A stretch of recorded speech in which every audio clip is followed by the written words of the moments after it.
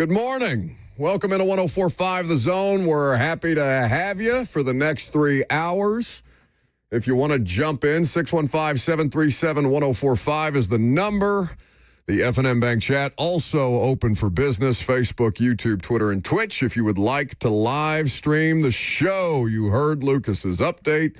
The Vols got right against lowly South Carolina. No Nate Ament, no problem. Bit of a dunk contest for your basketball team last night. Had to feel good. Also helping their SEC tournament seeding case as we get closer and closer to that going down at Bridgestone Arena. What is that, just next week, right? Yeah, it was Lob City yesterday in Columbia. They were able to play well despite Ament not being available. South Carolina also has greatly struggled this season. Vanderbilt also taking care of business, although maybe nervier than they would have liked against an Ole Miss team with a losing record. Nervier is an interesting descriptor. OT win, and Tyler Tanner keeps balling. But we've got college hoops heating up. The Preds making moves with the trade deadline approaching. NFL free agency in a week. Things are happening. Things are happening. Thank God. We need something to talk about for 3 hours. I want to pose a scenario, though, unsports related to start the show. We can get back to Tennessee and Vanderbilt basketball when we do SEC observations at 10:45 today, okay? I went to the gym this morning, and the gym that I go to has some kind of deal with Dunkin', okay? It's not Dunkin' Donuts anymore, right? It's just Dunkin'. Dunkin' who? Not the Night of, what is the Night of the Seven Kingdoms? Is that the newest Game of Thrones spinoff? Yeah, it's good. It's good. Yeah, I watched a little bit of it. No, it's Dunkin', the brand, the coffee, the donuts, the breakfast sandwiches, whatever. They got a food truck outside the gym because they're pushing these refreshers, which I guess are some kind of, I don't know, not coffee, because I wanted coffee this morning. They didn't have coffee, which is a waste of time.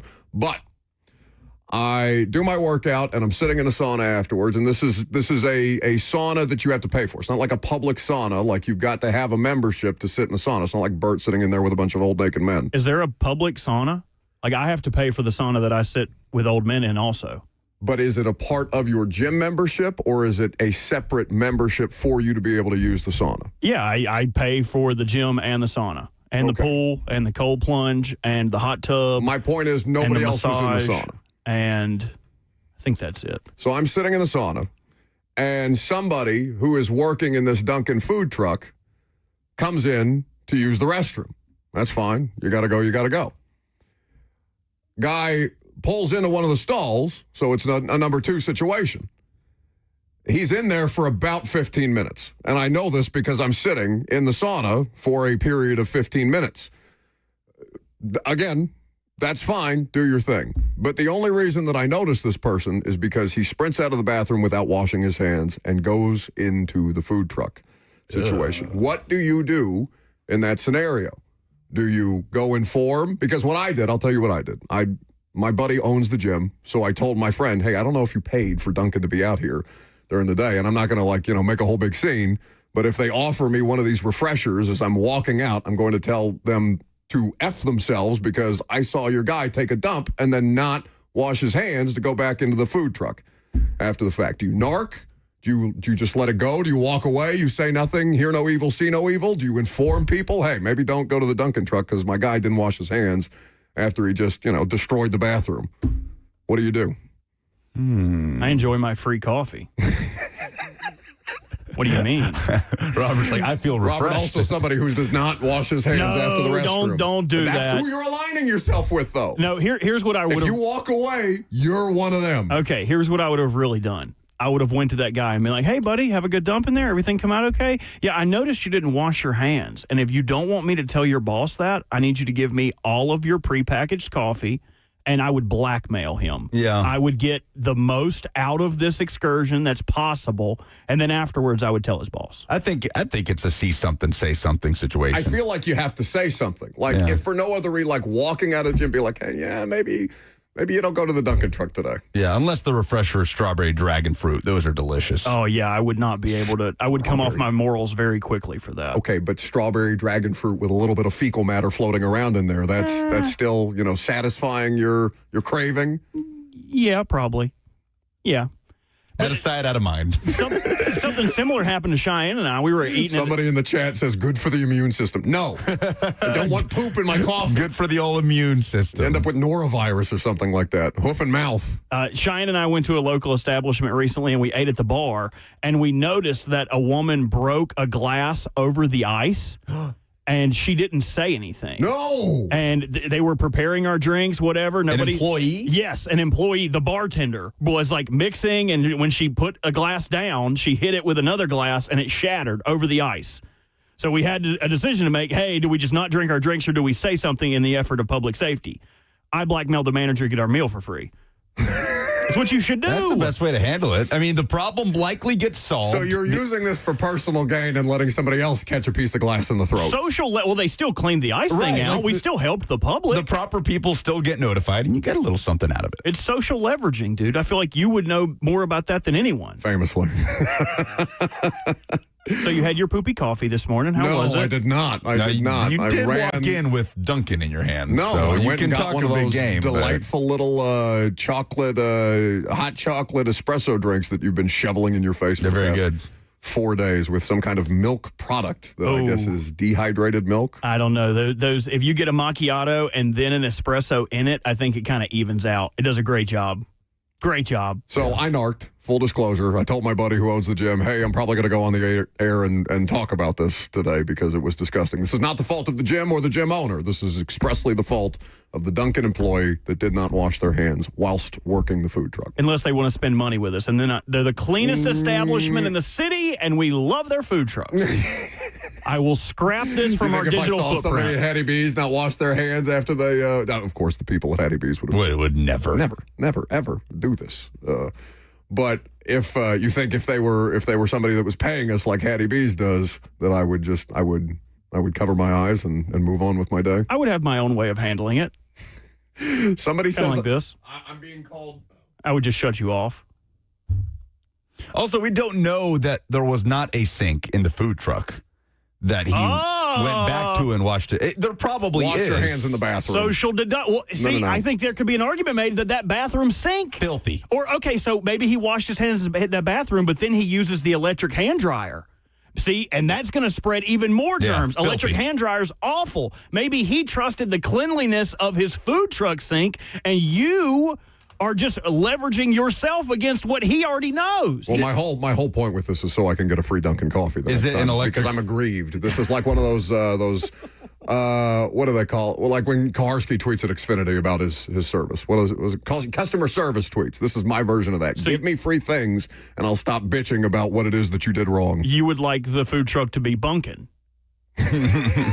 Just a little bit of equity. I'll take a little bit of this. I'll take a little bit of that. Does your gym have the like hot air dryers for your hands? Yes, they do have the hot Do air you dryers. use those? Yes. Oh, well, those are just absolutely The filthy. tables have turned. I think this Well, employee. the ones that you stick your hands in from the top. Even worse. Yeah, gross. Even worse. Really? Yes. Paper towels are the way to go. Because to it's just dry your hands. blowing the hand grease Yeah. and germs inside of that implement. Those look high tech.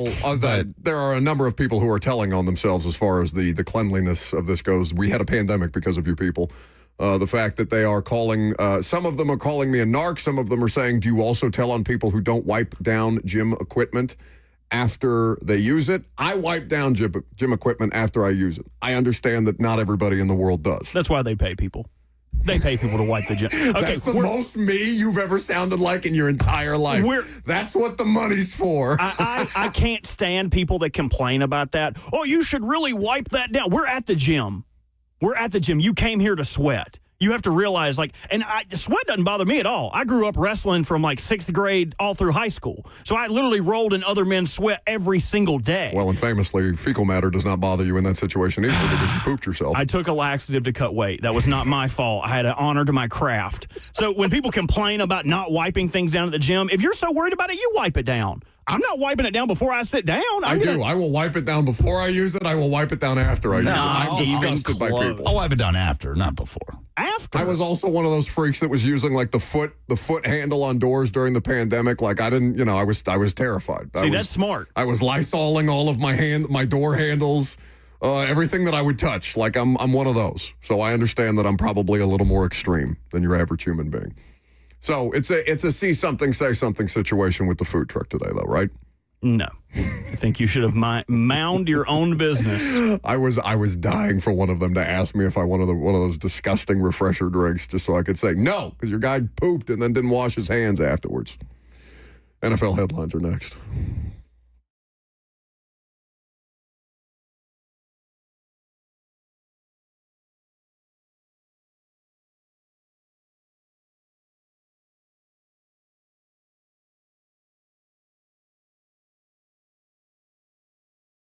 Nothing worse than a plumbing, HVAC, or electrical emergency. Most of the time, you don't know what it will cost or if it'll get fixed correctly or if someone is just trying to sell you something. That's when you call Hiller Plumbing, Heating, Cooling, and Electrical. Their experts are going to solve your problems quickly, and the price you're told is the price you'll actually pay. There's no hidden fees or surprises on your bill. Hiller has been in business for over 35 years and is family-owned and operated. Their techs are professional, experienced, and trustworthy, and they're all background checked and drug screened. When they're on their way, you'll receive a photo of the tech and a link to track them in real time. No more wasting time waiting around. 100% satisfaction guaranteed of happy you'll be, or the service is free. That is the Happy Hiller promise. So book online today at happyhiller.com.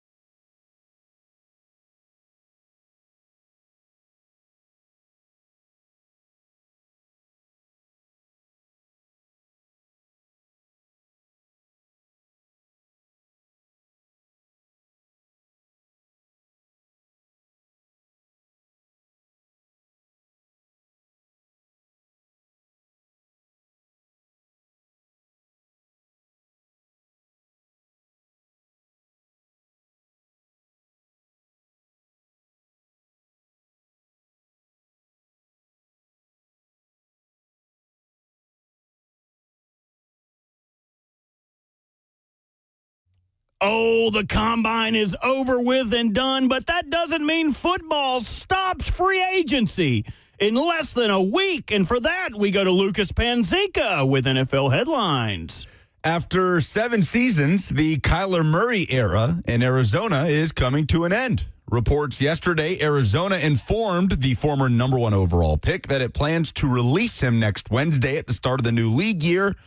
And barring a trade, Kyler Murray will become an unrestricted free agent, and Arizona suddenly will be one of those QB-needy teams that I think they were expected to be, but now it is, let's say, unofficially official that Kyler Murray will be moving on from the Cardinals. So I would say that there's probably 20 or 21 teams that are locked in definitively to their quarterback situation, right? Like Titans are locked into their quarterback situation with Cam Ward.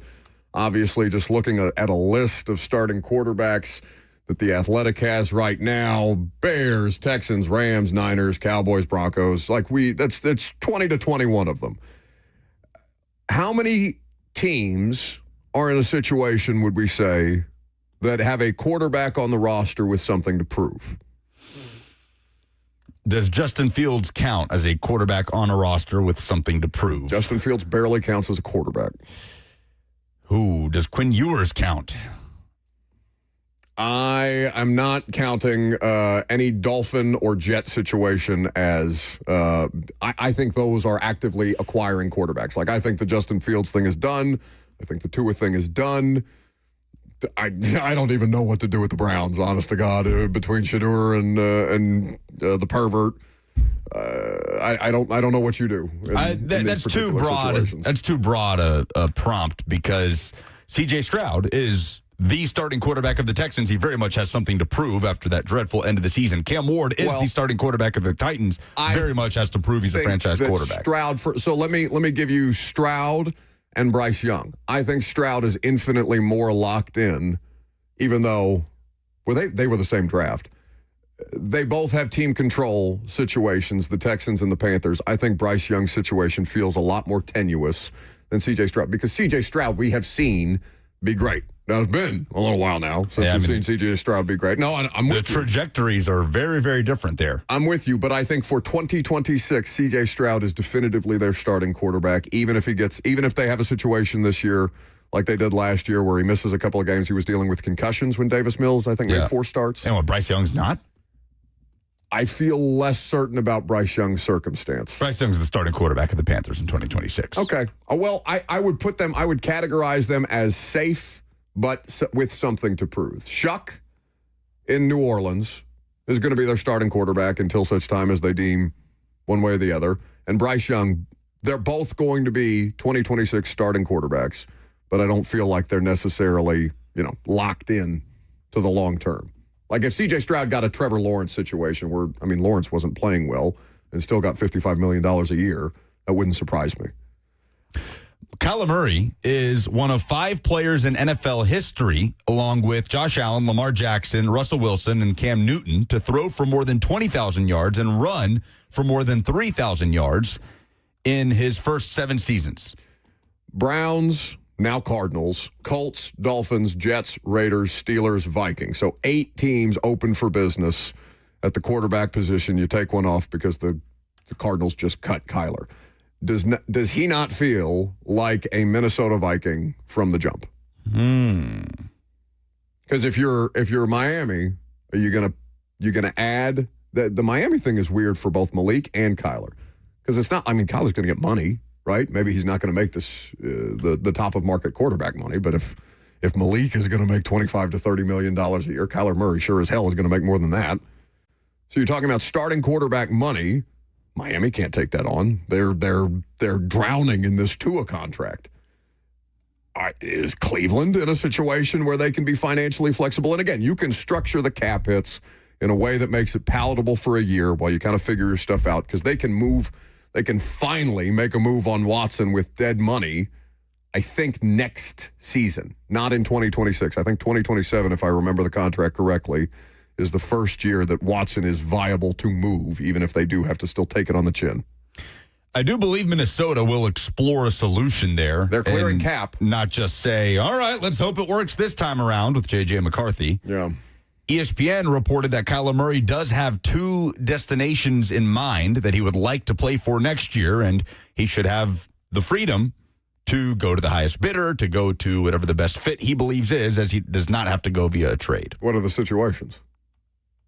Oh, they're not reporting what the situations just are. that he has 2 teams that he likes. Well, that's kind of lame. That's probably pretty easy to pick them out, though. Like it's not Between the 8? It's not the Jets. Well, nobody wants to. Yeah, nobody wants that. It's not the Browns. Yep. You could assume that probably the Vikings are a part of it. Yep. Indy? Trying to think of any past connections with Kyler. Cliff Okay, who are the Kingsbury's not obvious anywhere. to you? The obvious to me would be the Steelers. Yeah, the Steelers Okay. and the Vikings. They both have decent to good offensive lines. Both have decent to good defenses that can carry him. Both have decent to good weapons that he would be able to throw to. Kyler Murray would implode or spontaneously combust if he played in the AFC North. That style of football and those environments outdoors are not conducive to Kyler Murray, it feels. So now you have the number 1, number 2. You think otherwise? Yeah, I don't think we know. Okay. I don't think that you would be able to say the same thing. Like Tua, it's obvious. His record outside, I don't think anyone's done extensive research on Kyler playing in cold weather climates. I mean, he played at Oklahoma. It's not necessarily warm there all the time. So, I mean, I wouldn't say that he would be averse to it. I think just because he's a running quarterback to say that he couldn't play in the cold is kind of tough. It's not even that. I just think he's soft. That's fair. But I also think just because Minnesota plays in a dome, is he able to play in the NFC North? No, I think he still gets his bleep rocked there. So he needs to go to Miami, is what you're saying. I think he would like to go to Miami. I think they all want to go to Miami. Go ahead. So now the number 1, 2, and 3 picks in the draft are teams that do not have a starting quarterback at the moment, or at least one that you can be confident in. Okay, go ahead with your Ty Simpson propaganda. Just saying. Okay. I'm just saying. The Indianapolis Colts have placed the very seldom used transition tag on quarterback Daniel Jones. The question was, will they try and tag Alec Pierce or Daniel Jones? You can only tag one, whether it is the transition or franchise tag. Obviously, tagging one means the other becomes an unrestricted free agent. They are choosing to go with Daniel Jones, which means he will make $37.8 million this year. Now, the transition tag means that other teams can still enter discussions with Daniel Jones. The Colts just have first right of refusal, essentially. They can match any offer if they so choose, if another team wants to swoop in for Daniel Jones. It also means that Alec Pierce is out there on the market and can sign for anybody he wants. Wonder how Colts fans feel about letting Pierce walk for the sake of Daniel Jones, who you're going to pay $40 million to not play for you next year. Yeah. That would not sit well with me if I was a Colts fan, because I mean, I guess if you want to do a good faith thing for Daniel Jones, who did give you an 8-2 record to start before he had a fibula. Was it a fracture or a straight up break? He fractured his fibula. Fractured his fibula. He was playing on it. Blew out his Achilles. And then blew out his Achilles. After that. So he did battle through, and he did try and play through the fractured fibula as we got to a little more than midway point in the season. So maybe if you're the Colts, you're just trying to do right by the player, even though the player's not going to actually give you something. But for the sake of, I mean, Alec Pierce was the best deep threat in football last year. The last 2 years. That is also going to be impacted by who the hell is going to play quarterback for the Indianapolis Colts in 2026, because if you don't have a guy who can get the ball to Alec Pierce, what the hell good is Alec Pierce? He is the top available free agent wide receiver. Do Titans fans want him? I think they want anyone with a pulse, but... Well, it's because they're in hell. I also kind of look at this a little bit differently. The fact that they were willing to tag Daniel Jones and not tag Pierce when you kind of spoke about what's Daniel Jones's market. He's not really going to be able to play this year or be effective. Nobody else is going to give him that money. So to me, it kind of speaks that maybe the Colts are confident that they would be able to sign him to a long-term deal before free agency opens. Pierce, yes. That's a big dice roll, though. Sure. I mean, he's a huge part of what that offense was last season. what would Daniel Jones command? If you threw him back out there, he would be in a bad spot. You could lowball the living hell out of that guy if you wanted to. The crazy thing about Pierce is, despite the season he had and the yards per catch and the 1,000-yard season, where do you think he ranked among Colts players in targets? Oh, low, because it was explosive Fourth. plays, right? I mean, was Warren their lead target getter, or Might have been Pittman? It's probably him or Pittman. Yeah. And then Taylor thrown in there, probably somewhere. It's nice to have options. I think there's a creative way the Colts could deal with this where they kind of push all the money that he would be owed to a year that he would play, have him play on the minimum, give him a big signing bonus, and it's like, okay, use this year to rehab. We'll kind of play in your stead, and then give him the money on the back end. Where if you're already going to commit to him for 1 year, you might as well commit to him for 3. You have to feel good about your job security, though, if you're Chris Ballard. And I mean, why wouldn't he? The guy has been untouchable. He's been in that job for over a decade. They've never won the division since he's been the GM. Why he continues to get opportunities to botch their quarterback situations beyond me. Obviously, this one was out of his control, so I'm not like banging on the fire Chris Ballard drum for the sake of the Daniel Jones thing. But the Matt Ryan trade, the Carson Wentz experience, Anthony Richardson, who they can't get rid of fast enough. Like, is Carly Gordon Ursay, who is now the majority owner of the Indianapolis Colts, is she just going to give this guy a pass and be like, it's okay, bud, you'll get him next year? That would be very antithetical to the way that most NFL owners seem to operate. Maybe she's different. I don't know. The L.A. Chargers plan to release guard Mekhi Becton in a move that'll save them just under $10 million against the salary cap. He joined the Chargers last year on a 2-year, $20 million deal. He struggled. The whole Chargers offensive line struggled. Terrible. Injuries had a lot to do with it. Becton also battled injuries throughout the course of the year. So he's out there. Titans do have a need at guard. No. He's 26 years old, going to turn 27 in about a month. I would take the corpse of Kevin Zeitler before I took Mekhi Becton. If I was a Titans fan, I would not want the guy who's had one good year in Philadelphia on the best offensive line that you've ever seen in the last 10 years with Saquon Barkley behind him en route to a Super Bowl that cashed in with the Chargers and didn't do with anything worth a damn. He did cash that in and did not. He ranked, this is from ESPN, as the 49th worst guard in pass block win rate and the 3rd worst lineman in run block win rate at 63.4%. He played 72% of snaps in 2025 and played 100% of the snaps in only 6 ball games. Yeah, no, thank you. That is antithetical to who this front office keeps telling us that it is. If they were to do something like that, we would immediately walk into that press conference and be like, "Hey, boys, what the hell?" Yeah, but a lot of offensive line news as of late, not just yesterday, but going back to last week. Bears center Drew Dahlman is retiring from the NFL. That's weird because he just signed a big deal last year. He's 27. He's younger than the 3 of us. And he is hanging it up. 4th round pick. A little bit now that you're old and gray and we're getting 30 there. plus. We're at that point now failing you in life. The 2021 4th rounder spent his first 4 years with Atlanta, and then he was kind of the marquee free agent signing for Chicago in the 2025 offseason, a 3-year, $42 million contract that you referenced with the Bears, and he's hanging it up. I mean, I wonder how shocking this was for folks in Chicago.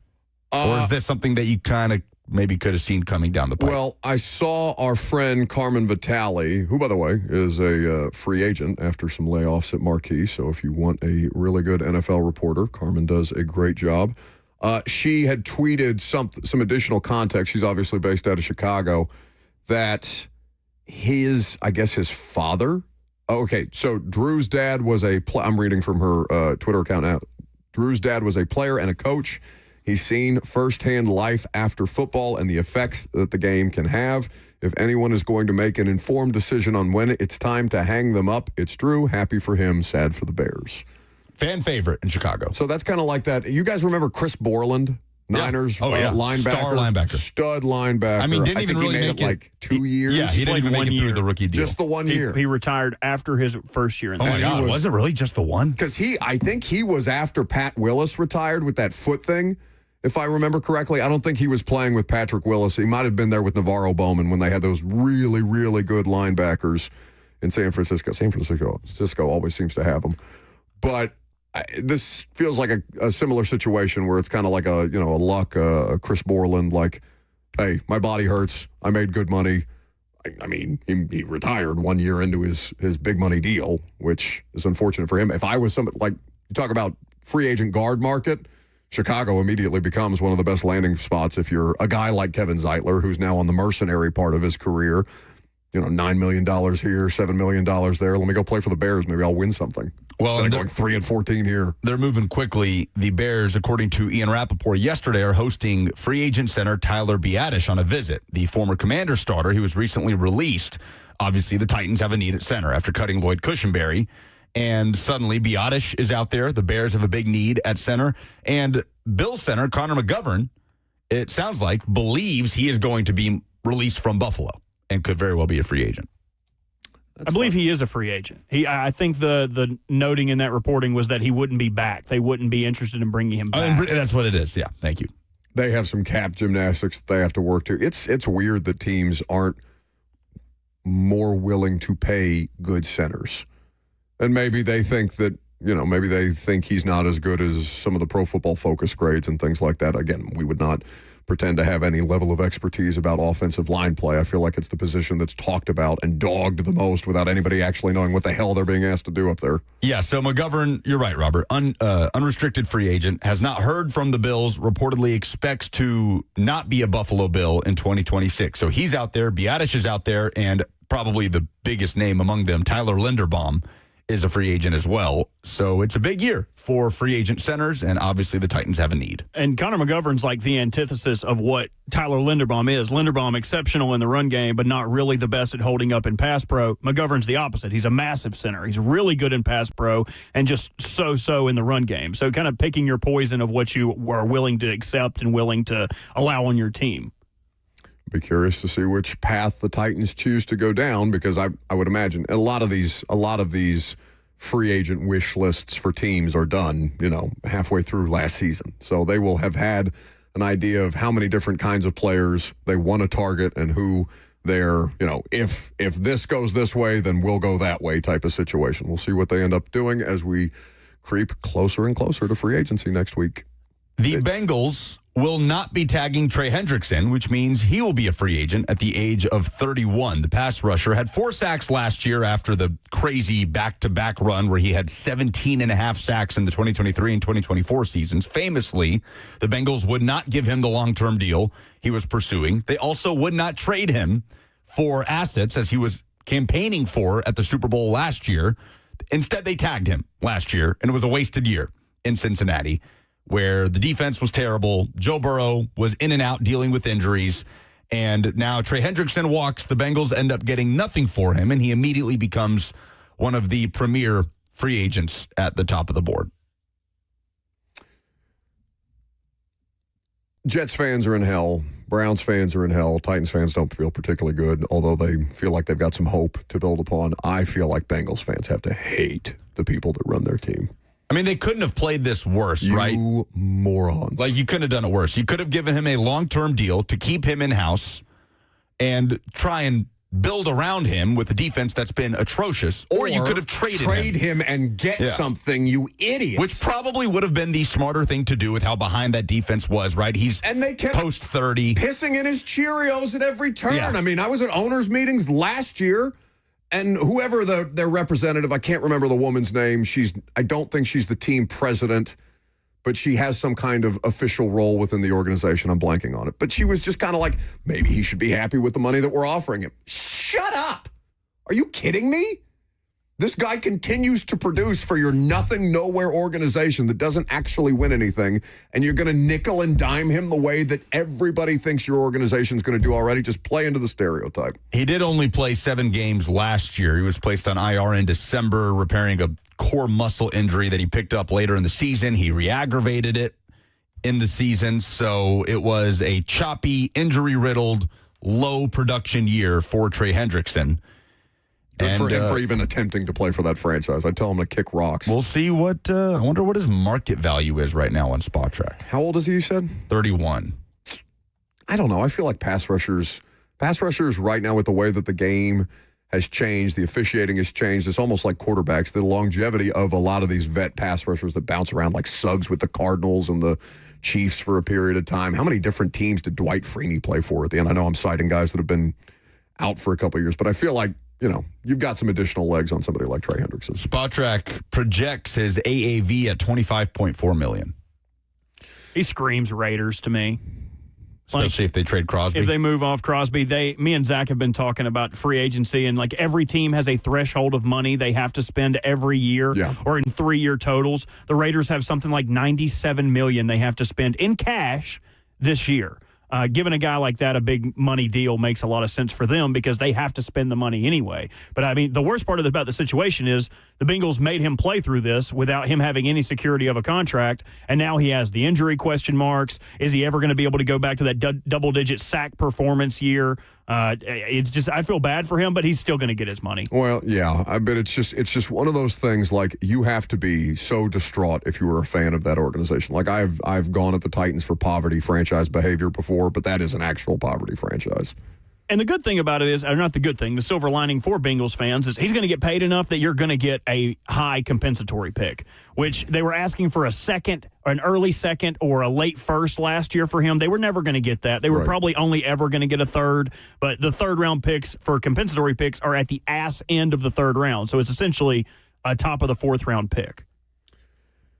615-737-1045 is the number if you want to chime in. Corey is in Lebanon. In Columbia. I just had a quick question about the center free agency. Like, if the Titans were, for instance, going to approach, say, Linderbaum and McGovern and maybe even one other center, like, do you guys have an idea of how it works with free agency as far as, like, is it the first agent that responds back to the Titans? Like, can the Titans be like, hey, we're targeting, like, these other two guys too, this is our offer, you know, whoever responds first is who we're going with. You have dedicated people to each of these negotiations. Like, obviously, Borgonzi and Brinker will greenlight deals, but you have people with their organization dealing with both agents, kind of like, hey, this is where we are on this, just kind of keeping everybody informed about the timeline. Hey, we think we're leaning in this direction. If your guy wants to pursue other offers elsewhere, hey, you know, keep your door open. This negotiation may not be going as smoothly as we think it's going. We don't, you know, you're trying to basically spin multiple plates, but you've got a number of different people on the pro personnel side in a front office to make sure that, you know, no balls get dropped unless you're the Broncos that one year where they forgot to send the fax on Elvis Dumervil. All of a sudden he ends up a free agent because they forgot to send some paperwork, right? Or your guy from Nashville SC, right, with San Diego? San Jose, right. Just forgot to submit the paperwork, which made Christian Espinoza a free agent and opened the door for Nashville. Yeah, so unless you're committing actively fireable offenses that way, you've got a number of people managing agents and their interests. Keep naming aged pass rushers. Khalil Mack. I want a good one. Joey Bosa. Like current ones? No. Or just Buck all segment has been naming dudes from like 2012, like I'm thinking like Tamba Hali. Give me like Tamba Hali is a good one. Don't say guys that have played in the last 2 years and retired when I ask you for aged pass rushers. Give me some good ones. Cam Wake. Julius Peppers, there Titans legend Cam Wake. Okay, love Julius Peppers. That's Julius also Peppers a great was one. a monster. When I go look at the YouTube chat, if it is not full of pre-2015 pass rushers, I'm going to be very disappointed in every single one of you. All right, make it happen. YouTube, Facebook, Twitter, and Twitch. Fill the comments section with pass rushers that haven't played within, what's the cutoff? Last 5 years? Last decade? I want 2015 pre. I need you to really flex your ball-knowing muscle. I need to know where you guys are going to get some of these guys. Not like these Justin morons Houston. Even though he played. He was still in the league like not that long ago. He was a Colt for a random second. If they played before 2015, I will allow you to name them. Jason Babin. There you go. Oh, JPP, no, he was back. He was back this year. He played 2015, though. I think that feels the critique. Crazy. You have SEC observations? I do. Crunch time at the end of the regular season. They're next.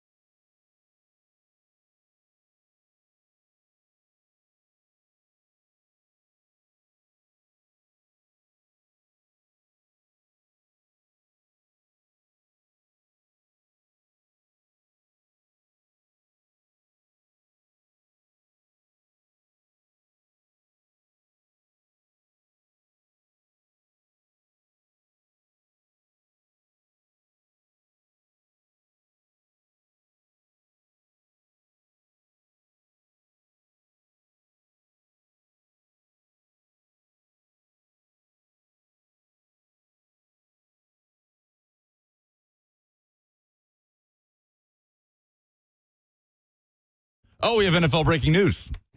No, don't play the game, damn it. Never. Just one time. It's not about you. It's about the audience. What's the breaking NFL news? So it happened very quickly. We heard the Chiefs and the Rams are working on a blockbuster trade that would send all-pro cornerback Trent McDuffie to Los Angeles for a package that would include, and my phone likes to go to sleep, wake up! Pick number 29 and additional compensation, according to Rap Sheet. Okay, so that is the second Rams pick, correct? That is the second Rams pick. The Rams have 13 from Atlanta last year for the James Pierce trade, which did not go well, famously, for those of you following the James Pierce storyline. He's not going to play this year, is he? James Pierce? He's probably going to jail. Yeah, it's a messy situation. Anyway, so they are offloading another one of their stud corners. They got the Titans a couple of years ago with that Fugazi, L'Jarius Sneed nonsense. His name's Borgonzi, not Fugazi. You got to get these names That's pretty right, good. dude. It's pretty good. So McDuffie, I want to be so mad at you for that joke, but it's a good joke. McDuffie will need a new deal. He's 25. He is still in his rookie contract. It's one of those things where what's the movie or the TV show? They can't keep getting away with this. Stop selling teams your broken down corners. Bleep those picks. Bleep those picks. He is not broken down, though. I've got to push back. Player. He's very good. He's a good player. Totally different situation than Sneed. No, L'Jarius was a bad deal for a number of fronts, but because they traded for a player with a degenerative knee condition. Now, McDuffie did miss the last 5 games of the year, was placed on season-ending IR with the knee injury. So that is a factor with McDuffie, but yeah, I would think it's a different situation. He will reunite with his college coach, Jimmy Lake, who is on the Rams staff, coached him at Washington. So they trade for Roger McCreary last year. And McCreary, I mean, he played a little bit of defense, but he was kind of just a depth guy at the end of it. McDuffie is a quality starting corner. With the Rams, you mean? Yes. See, I think he got hurt only a couple games into his tenure with the Rams, so they didn't even really get a good experience with him or to see how he fit with them. Who, Roger? McCreary? Yes, McCreary. He was shut down pretty early into his Rams tenure. And I can double check that, but I'm pretty sure I thought he was at least available to them for a number of games where he was just a special teams player. Now, he may not have known the defense. You can't just toss a guy out there after you acquire him. This is not Madden, even though half the fan base treats it like Madden on a regular basis. So now the Rams, so the Chiefs now have what, 9 and 29? correct. Who are they trying to maneuver for? Hopefully a quarterback. Well, I don't think that's Go ahead and get rid of that guy. He's broken down. Guy Nobody sucks. send him to the NFC. We're tired of him over here. You just want the Ravens to be able to actually win something in your lifetime. Well, I guess they've won in your lifetime. Twice, actually. So the Rams, Schefter lays out, have previously traded first-rounders in deals for Matt Stafford and Jalen Ramsey, and now Trent McDuffie joins that group. Both of those deals worked. Now, McDuffie is not either of those players, right? Jalen Ramsey, when they acquired him, was at the peak of his powers from the Jags, and he was doing some silly stuff like pulling up to Everbank Stadium in a Brinks truck and things like that because he wanted to get paid. And I think the Jags were just a bit, the shtick had worn on them. Stafford obviously was a game-changing deal. They won the Super Bowl as a result. That's the thing, though, that we've talked about with the Rams, right? Their secondary was not good. Like I know they had the moment. Who did they get past? They beat the Bears to advance to the NFC Championship game. Yeah, and that crazy overtime game where Caleb Williams had the 55-yard throw to Cole Kmet. And they interviewed one of the Rams corners after the fact. And he's like, we've heard all these people talking about our secondary, and then they just get absolutely obliterated the next week by Sam Darnold. So McDuffie, a good player. When the Chiefs traded Tyreek Hill away, they used a lot of that compensation to rebuild their defense. Yeah. This kind of feels like somewhat of the opposite, right? To inject some talent back into that offense that has taken a big dip. Okay. So let's tie this local. They need an explosive player on offense. Their run game has sucked for the last couple of years with the ghost of Kareem Hunt and Isaiah Pacheco in and out of the lineup.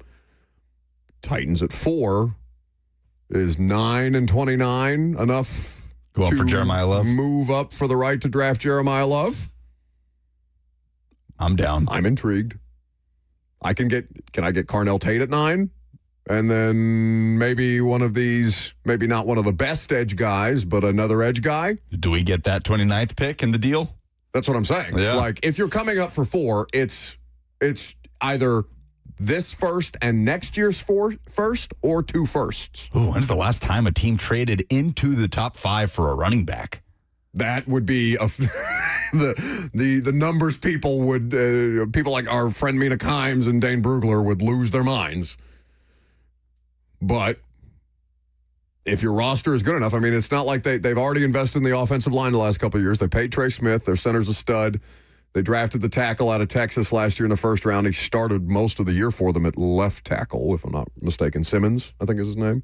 Oh, I love that. This is like fun. fake proposition right there. At 9, if you're at 9, an edge rusher is, I mean, Reuben Bain could fall to 9 for all we know. Sure. You will have your pick of certain wide receiver options. And then at 29, and to keep that second round pick potentially, the idea of picking twice in what? Like, that'd be 2 in a stretch of 7 or 8 picks there at the end of the first, the beginning of the second, address edge, address offensive line. It would keep in line with their desire, their expressed desire to have how many top 100 picks in these first? So last year, this year, and the following year, they said the first, it's like 12 picks in the top 100. 12 in 3 years, yeah. Man, you could go corner. But then you would be an AFC team helping the Chiefs get an explosive offensive playmaker. Ask Buffalo how that's gone the last couple of years. Don't care. Worry about getting yourself into a competitive place before worrying about, if it's just going to prop them up again for another decade. You can't think about it that way. Yeah. No, I know. You have to do it from your own I side. promise you Bills fans do. Well, they're cynical, and they probably shouldn't. But either way, I looked up the JJ value of what that trade would look like. So the Titans' 4th overall pick has 1,800 points of JJ value. So if you're This unfamiliar, is the Jimmy Johnson trade chart. correct. So what teams are alleged to use, and every team has a variable and different ways they look at it, and I'm sure the values change draft to draft. But the Titans' 4th overall pick has 1,800 points of JJ value. If you were to add the 9th overall pick and the 29th overall pick, that would have 1,990. So if there was a straight-up trade for 9 and 29 for 4, the Titans would likely have to give back their first pick in the 4th round, which is worth roughly 96 points of JJ value. And I think that would put you almost as close as you could possibly get with a 50-50 value I still trade. like that deal. Yeah, of course you would. Of course you would, because the Titans need top-end value, and that 4th pick is going to pale in comparison to whoever the hell you take at 29. Those 2 players that you would take at 9 and 29 would overwhelm the value of 4 and 101. Somebody in the chat on YouTube says, suddenly moving up to draft a running back becomes smart. Good team move. Yeah, if you're ready to go, it's not a bad thing to set yourself over the top with the most explosive offensive playmaker in the draft. I don't think that's that deep. Like, don't pigeonhole yourself into thinking that every team is created equal. If the Titans did that, we would annihilate them. It's different. It's a 3-14 team versus a team that almost won. Well, I mean, I guess they really didn't almost win 3 Super Bowls straight because they got their asses kicked. But you understand my point. See, I'm kind of on his side. Oh, if the Chiefs do it, it's smart. The Chiefs have a ton of holes. The Chiefs have a ton of things to fix. Yeah. Like you would hope a smart organization, at least in my eyes, would use both of those picks to supplement and trust your draft because they have drafted very well. And they may still. Yeah. They may still. What we're talking about is completely a hypothetical. I just tried to make it a local thing because we've talked about how few and far between trade back offers might actually be for the Titans, who do have holes literally at every position. They just don't have good football players. We do have the full trade terms, by the way. What do you got? The Rams will receive Trent McDuffie. The Chiefs will receive the 29th overall pick in this draft, a 5th, a 6th, and the 2027 3rd from the Rams. They really are bleep them picks. Man. I'm sorry we railroaded your SEC observations. Do it later. All right, we can take your phone call. 615-737-1045 is the number. The second hour is next.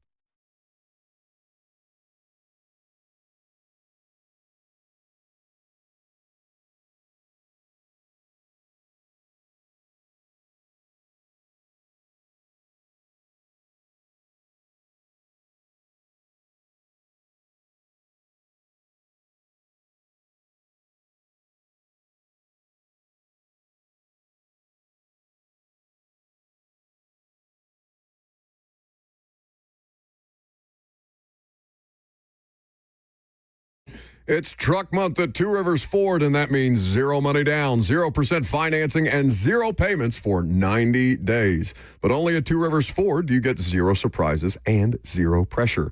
You see, Two Rivers Ford, they do things a little differently than most dealerships, and that's what makes them great. For starters, they have a non-commissioned sales team, so their salespeople are paid whether you buy a truck or not. No pressure. Go ahead and ask all the questions, take all the test drives, check out the F-150, the Super Duty, the Maverick, the Ranger. Truck Month is all about you. And at Two Rivers Ford, you'll find the real price online every time. They don't add a bunch of accessories or add-ons that you don't know about until you get to the dealership.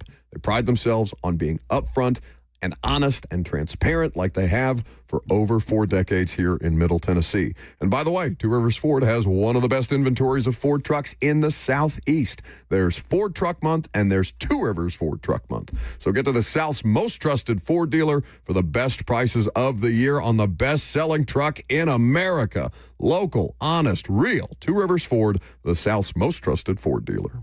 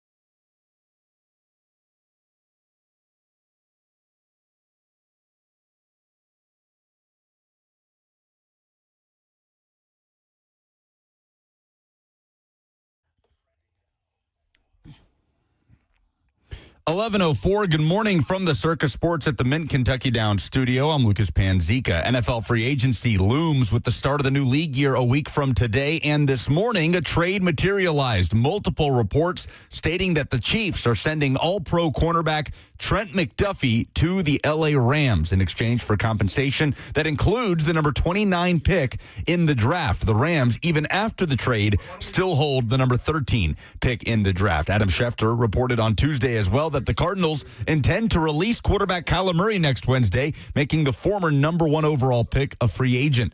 The Colts reportedly will place the transition tag on QB Daniel Jones. That sets him up to make $37.8 million this season, but it leaves the door open for teams to still make an offer that the Colts can match. It also means Colts wide receiver Alec Pierce is set to become an unrestricted free agent. The Predators fell in Columbus yesterday, 3-2, the final score. They have dropped 5 of their last 6 and are making moves with the trade deadline coming up on Friday in the NHL. The Preds sent Michael McCarron to Minnesota for a 2028 second and sent Cole Smith to Vegas in exchange for defenseman Christopher Sendoff and a 2028 third-round pick. College basketball, Tennessee handled South Carolina on the road 78-59. No Nate Ament in the lineup, no problem. Felix Okpara tied a career-high 20 points. J.P. Estrella added 22. Vanderbilt outlasted Ole Miss in OT 89-86. The final, Tyler Tanner with 34. For all your foundation repairs and waterproofing needs, visit USSTN.com. Breaking news at once on your home for the Titans and Vols. This is 104.5 The Zone.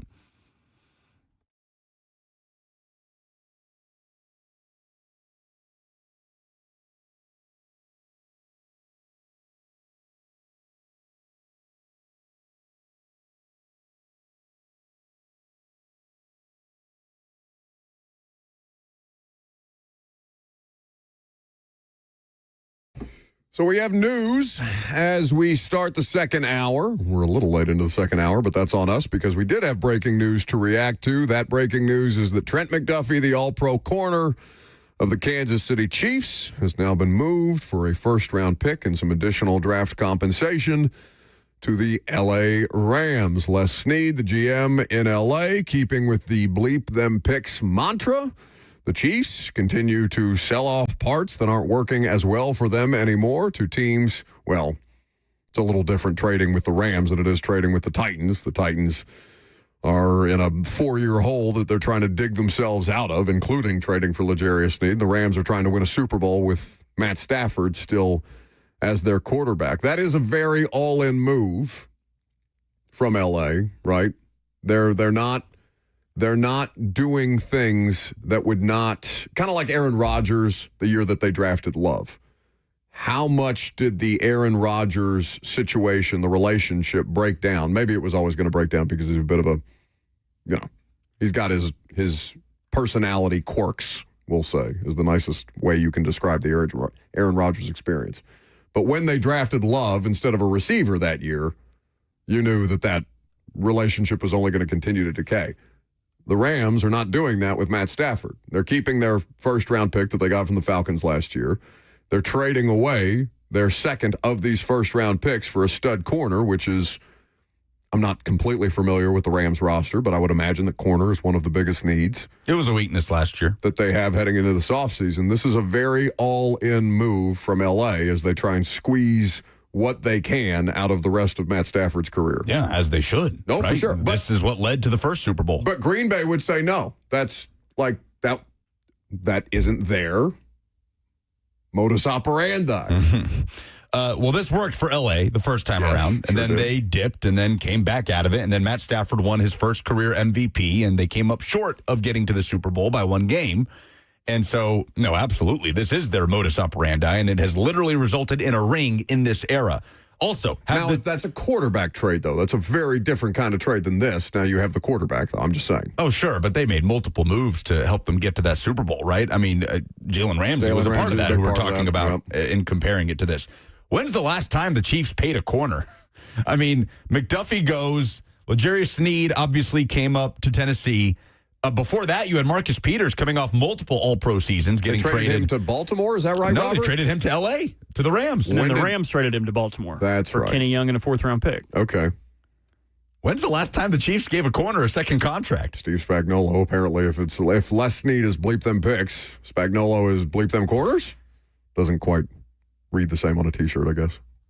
So, yeah, that is the deal. A first, next year's third, a fifth, and a sixth for the right to acquire Trent McDuffie, who is a good player, but, you know, there's some size stuff there. And listen, you're dealing with that with any of these fire-breathing dragon receivers that we have running around the league right now. I mean, he got big boyed by A.J. Brown in that Super Bowl a couple of years ago, but a lot of people get big boyed by A.J., especially healthy A.J. What, Robert? That's my way of letting you into the conversation. Don't give me attitude. I'm trying to cut him off so you can talk. Jordan Schultz reported 8 minutes ago for the Chiefs, they've long believed they can develop corners, something they've done consistently over the years. The plan is to do it again this year. Don't pout. Sorry for bothering you with my friendship. But if you look at Trent McDuffie, he played a lot of right corner for him. They've invested 2 different draft picks in that position with Noah Williams in the 3rd round of last year's draft and Joshua Williams, who was a 4th-round pick in 22, is a free agent this year that they could definitely target to bring back. I'll recede back into did you mention dark hole. Jalen Watson there? Jalen Watson's on the other side, but he is also a free agent. He's a free agent, yeah. So you know who's not a free agent and is being talked about being cut there, which they would kind of have to remake the whole other side of their cornerback room. Oh, I'm overstaying my welcome again. I should. It's Christian Fulton. Christian Fulton was long listed as a cap casualty or a potential cap casualty for the Chiefs. It was a 2-year deal? I believe so, yes. A lot more money, guaranteed money on the front end, so they could cut him and make some, especially if they're trying to get cap compliant. I haven't looked at the Chiefs in a while, but I know they restructured Patrick to get in the green. So they probably don't have a lot of money to spend, but they have a little bit more now. Yeah, it was a 2-year, $20 million deal with $15 million guaranteed upon signing for Fulton. Somebody on YouTube says, and I think they're being a bit facetious here, but the comment reads, that settles it. You can find corners anywhere. Devalued position. I'm not going to make that argument. No. And obviously this person is not being completely serious. Not devalued for the Rams. Well, yes, the Chiefs are trading corners. The Rams are also giving up a first-round pick among several other picks for a corner. I just think that the shelf life on a corner may be the shortest of any position in the NFL.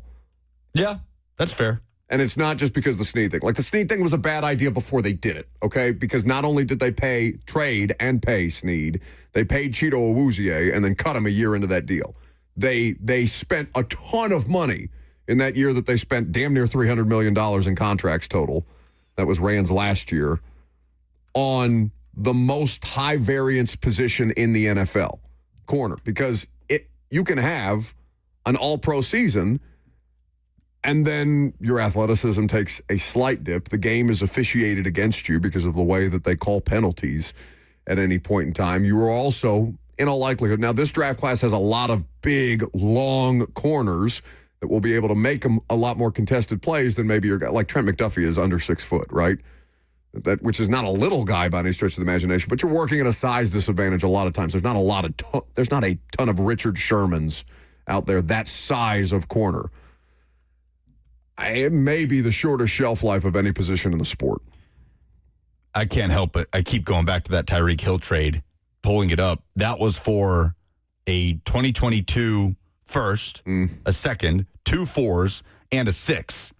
This one is for a 2026 first, a 5th, a 6th, and a 2027 third. Yeah.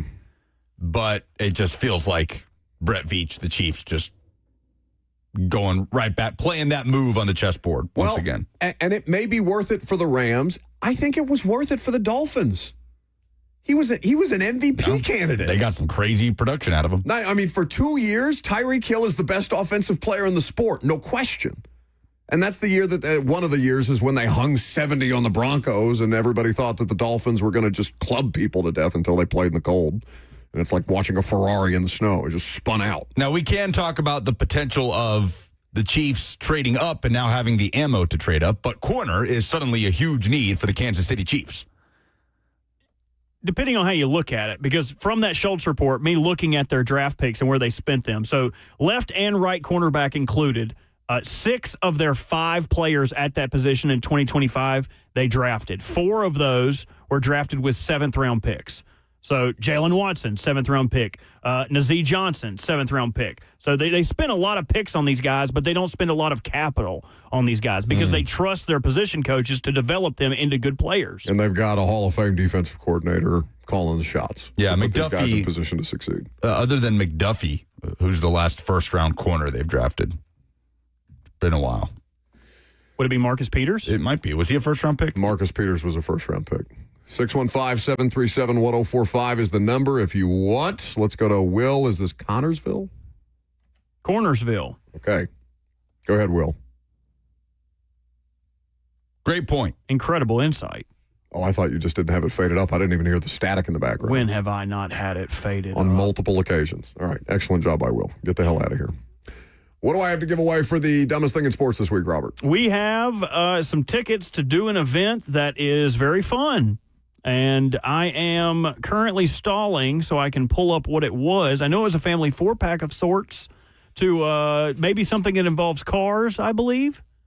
Maybe talk amongst yourselves for a moment while this computer... I think I'm just going to let your Family Guy voice get a little higher. It's okay. I'm going to have it up in a moment. It's pulling up right now. Call in with your dumbest thing in sports this week, 615-737-1045, for your chance to win a family 4-pack of tickets to see the Jack Links 500 at Talladega, Sunday, April 27th. Oh, that's awesome. 2026 Jack Links 500 weekend. That's Friday, April 25th through April 27th. The 2026 Spring Race weekend at Talladega features 2 days of great racing across 3 series, highlighted by the Jack Links 500 on Sunday. Be here to witness exciting, unpredictable speedway racing and the sport's biggest stars battle it out for the win. Oh, I could see you being a NASCAR broadcaster. You like that? 100%. I want to go to a NASCAR race. That Daytona finish looked insane. Hey, driver, drive these. That would make me go to a NASCAR event. No, you would be the one flashing the drivers and asking to get your Let me get the man winner's boob circle. signed. Shake that champagne over my pale body. Did you see the guy who Now I have an image of you getting a champagne shower that I never want in my head ever again. Hopefully I'm not taking someone's dumbest thing in sports away, but I don't know anything about NASCAR, but I recently saw a video of a guy trying to pick up a NASCAR trophy, and when he did, the driver that was on top of the trophy snapped off from the base and chipped his tooth. So he's trying to pick the trophy up to show everybody, hey, look, I won this, and it snaps off and chips some of his teeth. So, 615-737-1045. Call in. Give us the dumbest thing in sports this week. If you give us the single dumbest thing, we'll send you to Talladega. Next.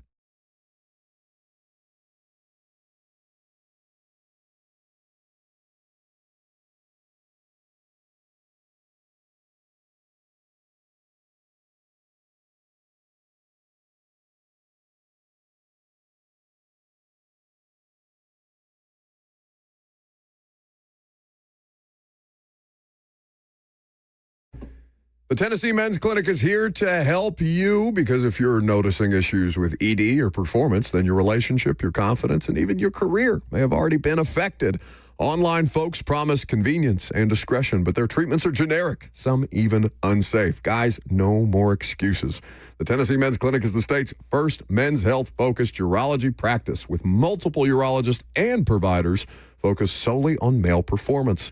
No unproven snake oil or peptides without solid research. Since 2014, they've pioneered men's health in Tennessee and have been testing and growing to make sure you get the best care and the safest, most effective treatment. Call 615-208-9090. That's 615-208-9090 right now or book online in under 30 seconds at TennesseeMen'sClinic.com.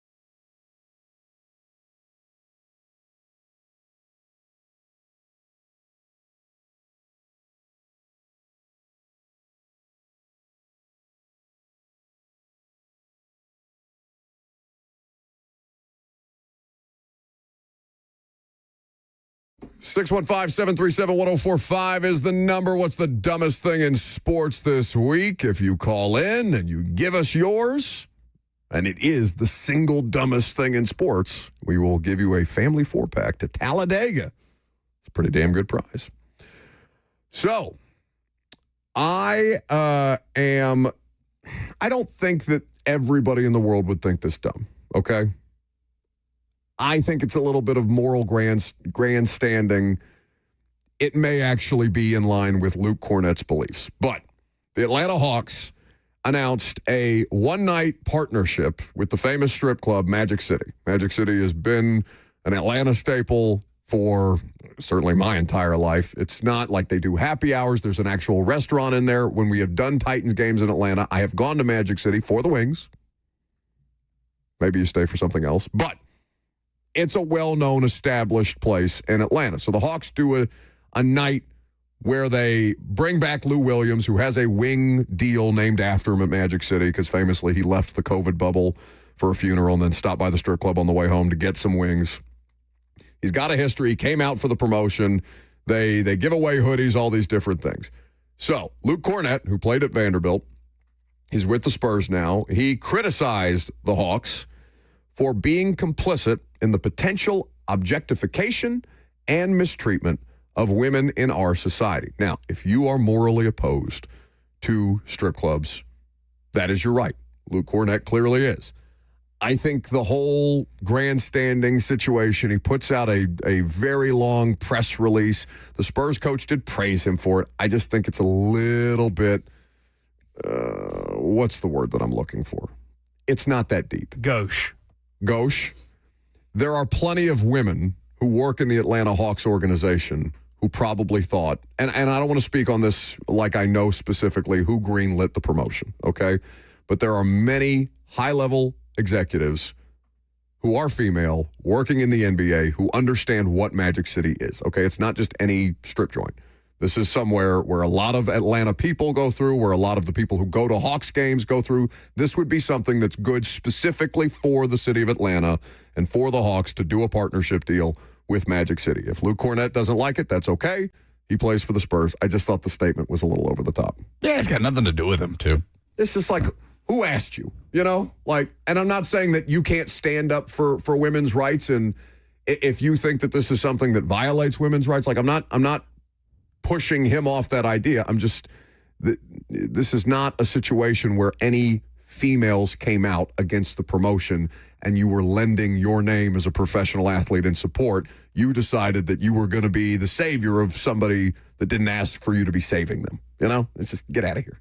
Alabama basketball or Georgia basketball, you tell me who the dumbest thing in sports this week is. Now, shout out to our guy, Mayor Hawkins, who is in here shadowing us, learning how not to do this job. He is a junior at DCA, and he pointed out, because I missed this, I did not watch the Alabama game in their loss to Georgia, 98-88 yesterday, that at the end of the first half, coming out of a timeout with about 23 seconds left, Alabama down 47-43 came out of the timeout on defense with 4 guys on the floor. They were a man down, some sort of miscommunication in the huddle, some sort of miscommunication with the sub, and they're defending a Georgia possession with 4 players. Now, that in and of itself could be the dumbest thing in sports this week. However, when you watch the clip, Georgia is struggling to move the basketball. They keep throwing it back to midcourt. They nearly commit a backcourt violation, and it forces Mike White to call a timeout because they almost turned it over despite having a man advantage in this sequence at the end of the first half. So I don't know who the dumber thing in sports is in this situation. Alabama for coming out with 4 players when you get 5, or Georgia not being able to take advantage of that and literally needing to burn a timeout to avoid turning it over despite the advantage. Now, Georgia ended up winning the game. Big win for Georgia at home, but just the dumbest thing in sports all around yesterday in Athens. Yeah.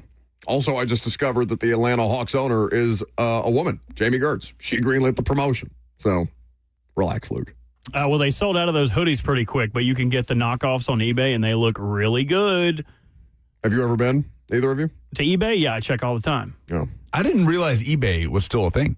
What? Colin Cowherd is doing like these weird Instagram ads for like things that he buys on eBay. See, I'm glad you brought that up. That was going to be my dumbest thing in sports. Have you seen that Fox Sports launched an AI Colin Cowherd? Yes. Oh my God. Katie Nolan had a bit on her show about how you can ask Colin anything. You can even ask Colin for relationship advice. And he actually gave sound advice. It's like, Colin, how do I meet women? And he was like, stop trying to make that the destination. He was like, be genuinely intrigued in what the woman has to say. And that will lead to more conversations than not. And it was like, damn, you should ask Colin more relationship questions. You know what? I'm gonna pivot slightly off that though. The AI Colin Cowherd is not dumb. The people who are seeking out advice from the AI Colin Cowherd are dumb. That is the dumbest thing in sports. Get out of here. Maybe you just want to ask Colin your questions, but that wasn't my dumbest thing in sports. Oh, I'm sorry. Go ahead. Yeah, my dumbest thing in sports. Are you guys familiar with Punch the Monkey? Yes. He's the most famous monkey in the world right now at a Japan zoo, and he's going famous because he doesn't have a mama. Well, his mother rejected him. And so did the entire pack of other monkeys. Yes. Famously, they'll drag this monkey around, beat him up. It's a sad sight. But they gave him a plush monkey to act as his mother, which is a comforting factor to him. He doesn't have someone to go to. It's highly adorable. Well, this is not adorable because Punch is quickly reaching the milestone of adulthood in monkeydom, and he is going to be his mother will be taken away from him. They will take that plush away from him so he can learn how to integrate into the pack. I think that is dumb. That monkey needs help. He obviously is riddled with anxiety for his mother rejecting him. Let that monkey have his plush mama. Yeah, what are we doing? Come on. Maybe they're concerned that it will take an incestuous turn, and the thing that once served as mother I think will you soon saw serve that as... video yesterday as well. He's just having...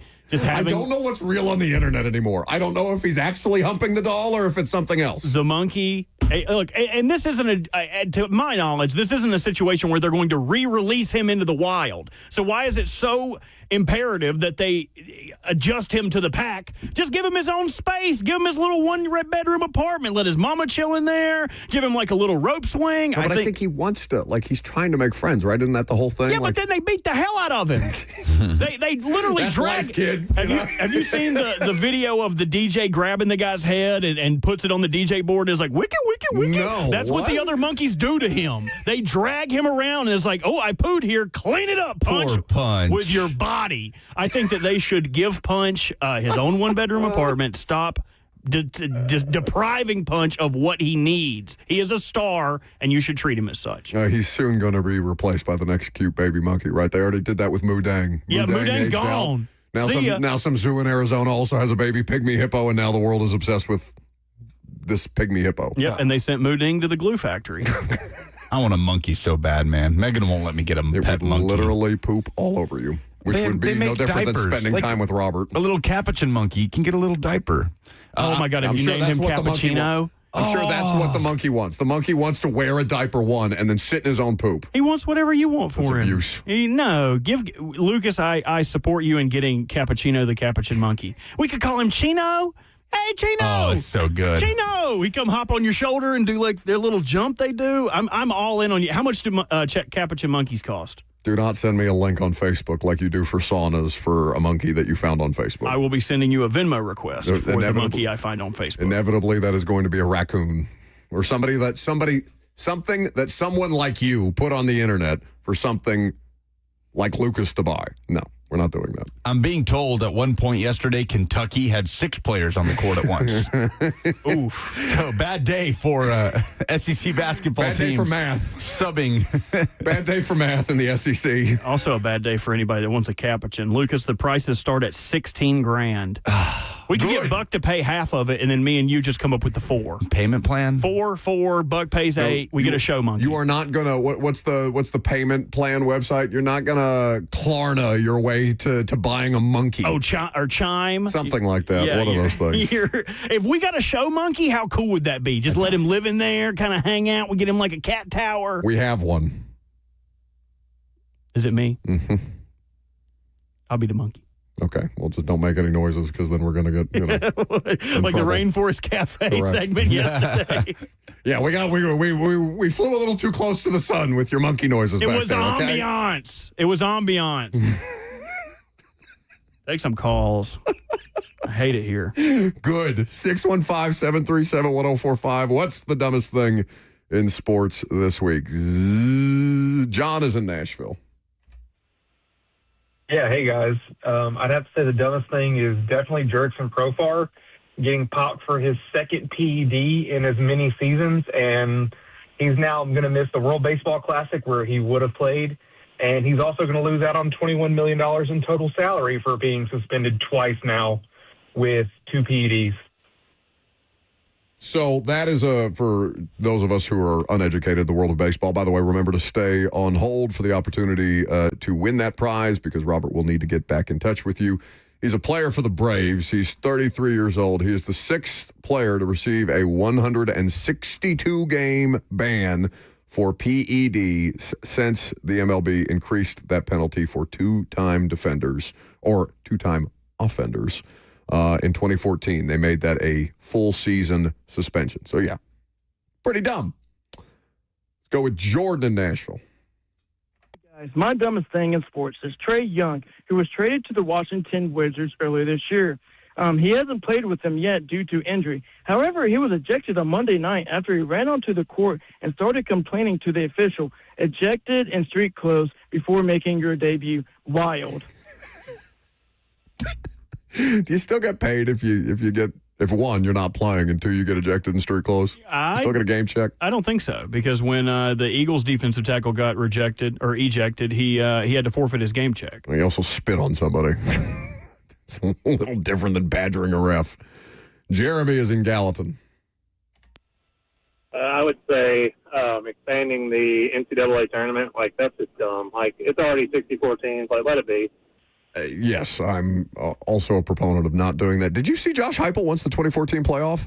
He did. We didn't talk about that. He had a sit down with Chris Lowe where they talked about a lot of things, including his preferred vision for the playoffs. Did he say he wants that, or he projects that they would? No, that he said that he thinks that would make the most sense. He's in favor of it. Yeah, like an SEC coach. Yeah, get us all in. Can we all get in, please? We weren't good enough. I didn't make the playoff. The majority of coaches probably are like, yes, I would love that, please. The ability to go 8-4 and because if go his to the ass is playoffs. on the hot seat, if they go 8-4 again, be like, yeah.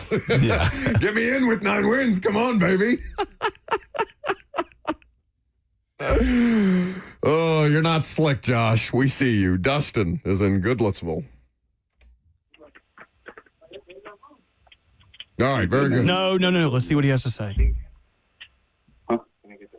Can he get the receipt, Dustin? Receipt to what, Dustin? Oh, sorry. No. Sorry, What are you receipt. doing? What are you ordering? No, I'm at work. What are you selling? HVAC supplies. Oh, yeah, he busted. We already have good. a guy for that. Very good. What is your dumbest thing in sports this week? I don't know. Myself getting thrown out of my son's 3rd and 4th grade basketball league in the basketball tournament that we're probably going to win. And What'd you do? There's no backcourt guard in this league, and so every possession, the other team's got to get back on defense. It was a turnover on the offense, and they called a jump ball on our side of the court. The other team don't have to get back, and I just challenged the ref on the call. With us being up 9-0, with my son having all 9 points in the first quarter, just gave me double technical right there and threw me out and got disqualified from the whole tournament that we were probably going to win. Yeah, that's pretty dumb. Dustin. That's pretty dumb. I love that. He submitted himself. You know what? That's good self-awareness by you. Good self-awareness. Don't be that guy. Hey, ref, I hate that calling. By the way, if you need HVAC supplies, you give me a call. Is your air conditioning ready for the summer? That's so great. Talk to me after the game. See me in the parking lot for all your HVAC needs. Oh, no.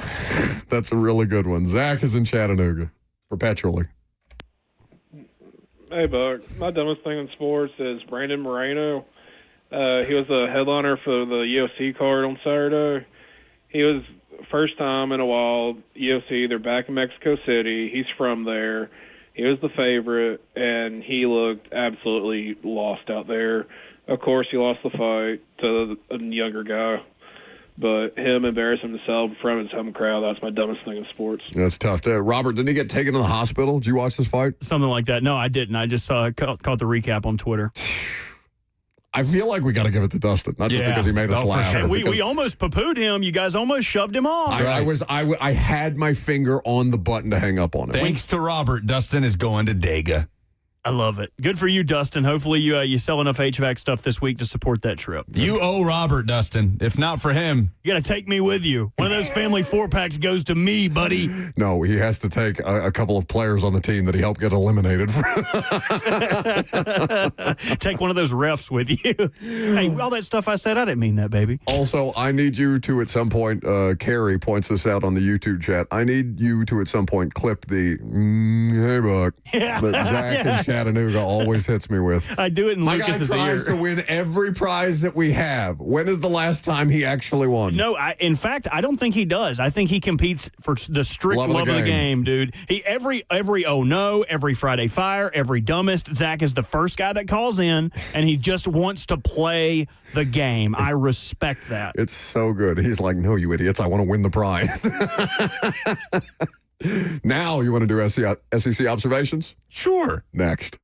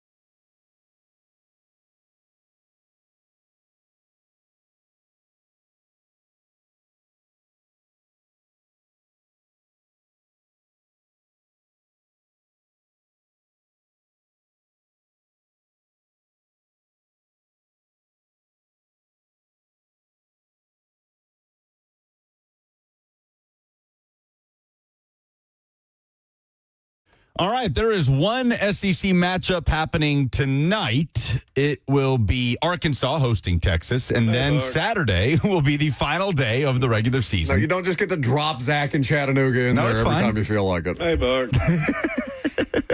Can't wait for you to say good morning, boys, tomorrow.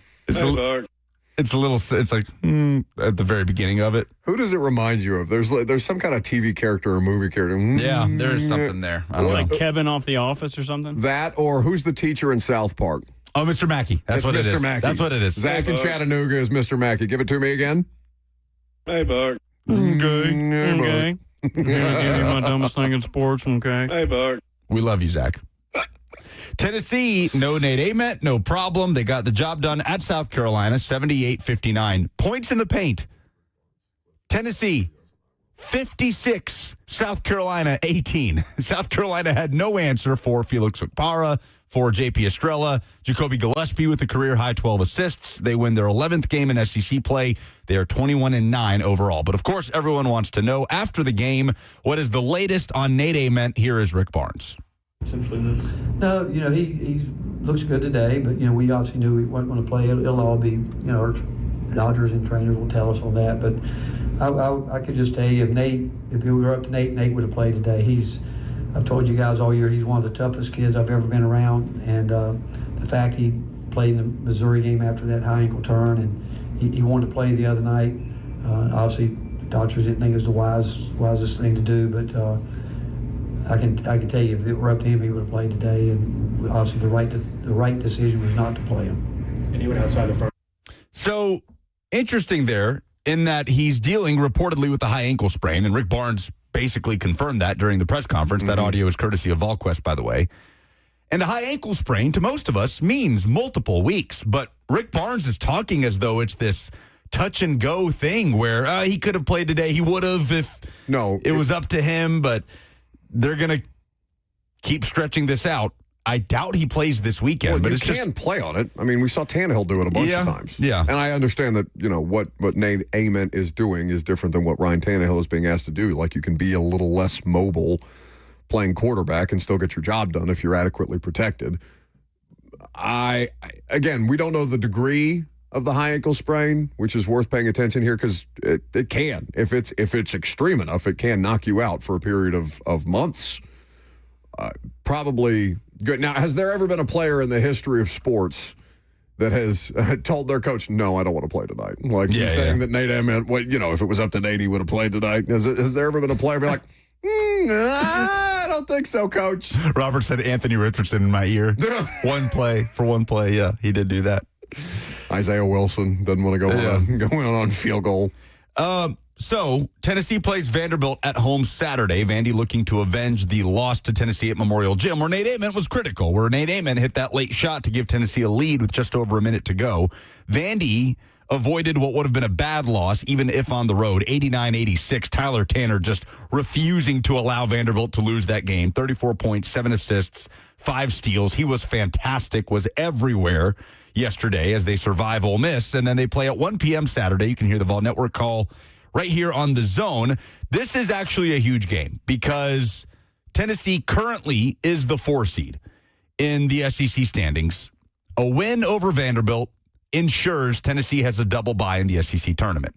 A loss to Vanderbilt means tiebreakers come into play, which means record against common opponents comes into play. The head-to-head in the event of a Tennessee loss to Vanderbilt, especially if Nate Ament does not play, which would make that, I would say, more likely that Tennessee would lose to Vanderbilt. The head-to-head would be split, obviously, over the 2 matchups. So you'd get into the tiebreakers. Tennessee can take care of that by just winning the game, by doing what they did yesterday, which Rick Barnes later in his press conference said maybe it's a bit of a blessing in disguise that we're not having to rely on Nate right now as we get ready for this run in March, that other guys are having to step up. Felix Okpara was excellent yesterday. J.P. Estrella was excellent yesterday. Tennessee needs to have those scoring options off the bench more consistently. Amari Evans did a lot of good things yesterday off the bench for Tennessee, the true freshman. So if they can spread the ball around a little bit more in the absence of Nate Ament, we'll see what it can do for Tennessee. South Carolina, obviously, is an opponent that's had a terrible season, and Vanderbilt will be a much, much bigger task, who, like I said, will be revenge-minded coming into Knoxville on Saturday. Yeah, I mean, South Carolina, what are they, 3-14? They're the worst team in the SEC, right? Yeah, well, LSU has also been dreadful this year, just dreadful. Yeah, I wonder if we see some turnover this year in the SEC. I mean, South Carolina, Lamont Paris came on and had a phenomenal year 2, took that leap, won 26 games. Since then, I mean, it's back-to-back years now of like in the 12-win range. I wonder if South Carolina makes a change, if LSU makes a change. We'll see what happens with Ole Miss and Chris Beard, but there has been some bottoming out in the SEC this year that did not happen at all last year. Yeah, so there's 4 teams in the conference right now that are 10-7 in conference play: Missouri, Vandy, Texas A&M, and Kentucky. Kentucky is the bottom of that heap due to tiebreakers. Yeah, they lost yesterday as well. Yeah. I know that one guy called in and got on me because I said Kentucky wasn't a good basketball team, but like every time I watch them, they're not a good basketball team. They're not a consistent basketball team. And then they close out the season hosting Florida, who is just red hot. Looks like one of the best teams in the country at the moment. That is at 3 p.m. on Saturday. Auburn and Alabama will play again in Tuscaloosa Saturday night. Oklahoma, Texas. Some rivalry games to close out the regular season in the SEC, Vanderbilt, Tennessee included. Now, on the women's side, the SEC tournament is underway. Tennessee is the 6th seed. They await the winner between Missouri and Alabama to play tomorrow at 7:30 in Greenville, South Carolina. Tennessee has made some news this week. This morning, it was like the number 2 headline on ESPN.com's front page that Kaya Wynn is leaving the Lady Vols. She is a 5th-year senior, and she came on with 15 seconds remaining on senior day on Sunday against Vanderbilt in a 10-point loss, 87-77. She has stated she is leaving the program, despite the season not technically being over, saying that what she felt was a slight to her on senior day was a breaking point. She said on social media, quote, "This decision was not made lightly or instantly. For the past 5 years, I've given my all for Tennessee. I have not regretted doing so once. My last 2 seasons on the team have been less than ideal for many reasons, but the one night I was most looking forward to was senior night. As someone who has never started a career game, I was hoping to start my last appearance in Thompson Bowling. That obviously did not happen, and to be asked to check into the game with 15 seconds left while losing was not how I wanted to spend my final moments in my arena after 5 years. Although that was not the sole reason, it was the breaking point for me. I have the utmost love and respect for my teammates in this program and wish everyone nothing but the best." Kim Caldwell has not commented. They must hate Kim Caldwell, huh? Tennessee 16-12, 8-8 in SEC play. They have struggled since late January. They have lost 6 in a row, and the SEC tournament starts this week. We all remember after their blowout loss to South Carolina, Kim Caldwell saying, "We had a lot of quit in us tonight. I have a team that will just quit on you. You can't do that in big games." Since then, it's not gotten better for the Lady Vols. Somebody in the chat says, so if she got to start and only played 15 seconds at the start of the game, would she have stayed? I mean, I don't know. It sounds like this was just, it doesn't sound like she said in her statement. This was the tipping point for a long list of grievances that she's not airing publicly about what her last 2 years, not coincidentally, the last 2 years have been coached by Kim Caldwell, have coincided with. We don't know enough about the dynamics of that locker room and the way that the coaching staff has handled that particular team, other than Kim Caldwell took them out publicly after the South Carolina game, and that they have not responded well since. But Kaya Wynn is the name of the player. Mm-hmm. She doesn't seem to be alone in not loving the way that the coaching staff has handled this particular situation. Slay can speak to all of this better than any of us. I imagine they'll talk about it some on 3HL today, but Danny White was on WNML Sports Talk on our sister station in Knoxville this morning, and he was asked about the job Kim Caldwell is doing, and he said, quote, "I think she's doing a great job. I am as confident in her as I was the day I hired her, more confident, just getting a chance to work closely with her and see how talented she is as a basketball mind and a leader." This is an interesting time for Danny White, an interesting situation, because to his credit, it is very far and few between that Danny White hires a coach and it doesn't work out, right? Everywhere he's been, whether it's hiring Nate Oates at Buffalo, Lance Leipold at Buffalo, Josh Heupel at UCF, and then at Tennessee, Kim Caldwell at Tennessee. he is renowned for his ability to hire coaches, maybe off the beaten path, that come in and have success. She had success last year. Year two, especially in the last few weeks, has been a disaster. But it sounds like Danny White is standing by her. Maybe this is the dreaded vote of confidence, but it doesn't sound like Danny White is getting ready to make a move after 2 years of the Kim Caldwell era. Meanwhile, Shea Ralph is out there winning Coach of the Year at Vanderbilt, and Michaela Blakes is they've been awesome. One of the best players in the country, and they are the 2 seed in the SEC tournament. It's kind of crazy, though, that she expected to start after she's never started a single game. Like, can you imagine if they did that in another sport? Like football, senior day. It's like, well, our all-pro or our Heisman hopeful quarterback, we're going to sit him for a series and let this senior, who was a walk-on, come in and start for the first drive. And then the dude throws a pick six. Like, it wouldn't work in any other sport. Like, I'm going to sound like... I don't think it works in this sport. I'm going to sound heartless, but to her, I'd say get good. Or go somewhere where you're good enough to start. You can't be mad that it was obvious. I'm sure you feel it as a player, but to be mad at the coach for not putting you in when you obviously haven't been good enough through your entire tenure, which included another coach, why would you be good enough now? Why is that Kim Caldwell's fault? This is me personally, I would not appreciate it if I was her teammates. Like, you just done. Like, whatever the bad part of it is, you go through the bad together. There are plenty of teams who have dealt with coaches who maybe they don't like. Maybe they are trying to win in spite of the coach, right?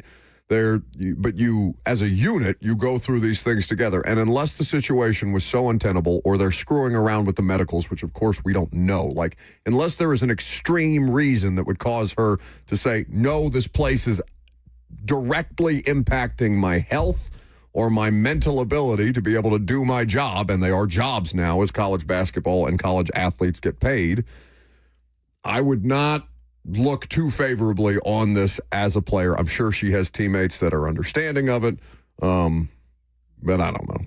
I think it's a tough spot. Vibes are bad right now with the Lady Vols. Vibes are indeed fantastic with Vanderbilt women's basketball, and then Tennessee and Vandy, the men, going at it on Saturday. All right, very good. 615-737-1045 is the number if you want to jump in. We'll take your phone calls. We'll also talk about Combine Gate. What does that mean? Stick around and find out.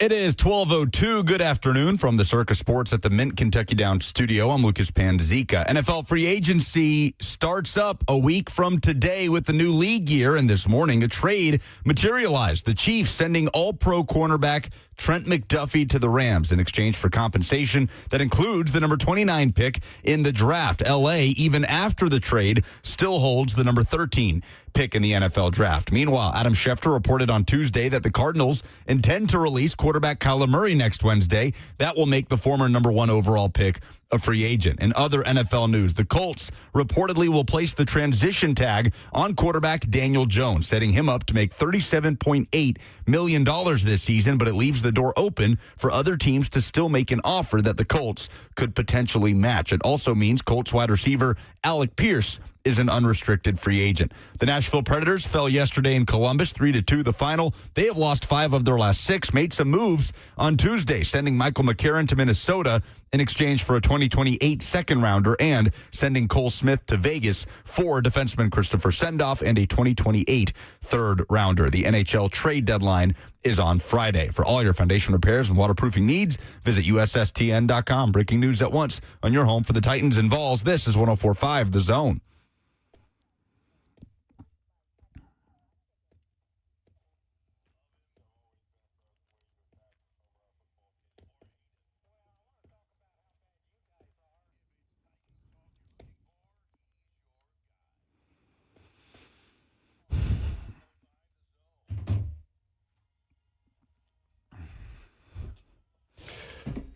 Final hour is upon us. We're happy to have you. We'll get to your phone calls here in just a little bit. We've sent Robert away to the shadows. For some reason, Ross is back there with his arms crossed like Lucas doing an interview, staring back at me with a mustache and a mullet. 615-737-1045 is the number. If you would like to participate, Facebook, YouTube, Twitter, and Twitch is how you get involved. You all right back there? You good? Oh, you're not doing it. Is that Carrot Top on the... Okay, settle down back there. We got multiple people trying to get the radio show on the air. We're happy to have you. Did you notice that you always cross your arms looking very serious when you conduct an interview? Yes, very serious broadcaster man. It's not as crossed bad as... arms. You know it's real when the arms are crossed. Is it just a... I did not notice that at all. Is it just like a comfort thing? I didn't notice it either until your rooemmate Blue pointed out to me that I'm a big arms cross guy. I think that's a comfortable position. Cross them and just poke out that backside. Oh, yeah. Well, he's never looked more like a dad who disapproves of his children's behavior than when he crosses his arms in a striped polo the way that he just did. What do you want to talk about with the Combine?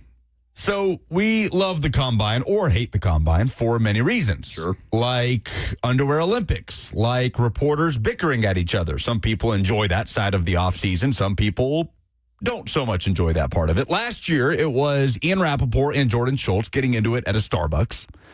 This year, I suppose the toned-down version of that is Mike Florio and Adam Schefter bickering at each other on social media. Because Mike Florio of Pro Football Talk put this out there.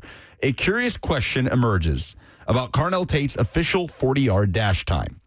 So, Tate was officially timed at the NFL Scouting Combine with a 40 of 4.52.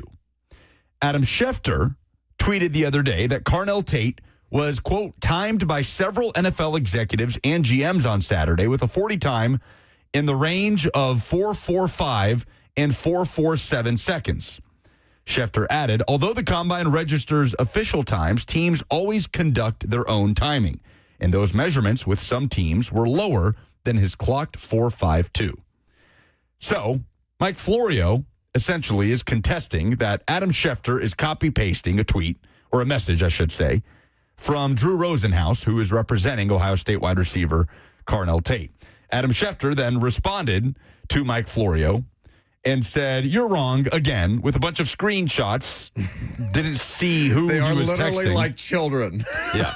Schefter said, "Just to prove you're wrong again." And he posted like 6 screenshots and multiple tweets of conversations that Schefter is having with multiple people asking, what time did you have for Tate? What time did you have for Tate? What time did you have for Tate? And the answers vary from 4.45 to 4.46 to 4.47 to 448. And so they go back and forth. I don't care about Adam Schefter and Mike Florio bickering at each other. But what I also don't care about is what ex-scout or GM or executive is hand-timing Carnell Tate at. Why do we care what the hand-timed time states for a 40 agent time? Who represents Carnell Tate told Adam Schefter, hey, there's a variance here. There's a range. Make sure you put out that there's a bunch of different times here.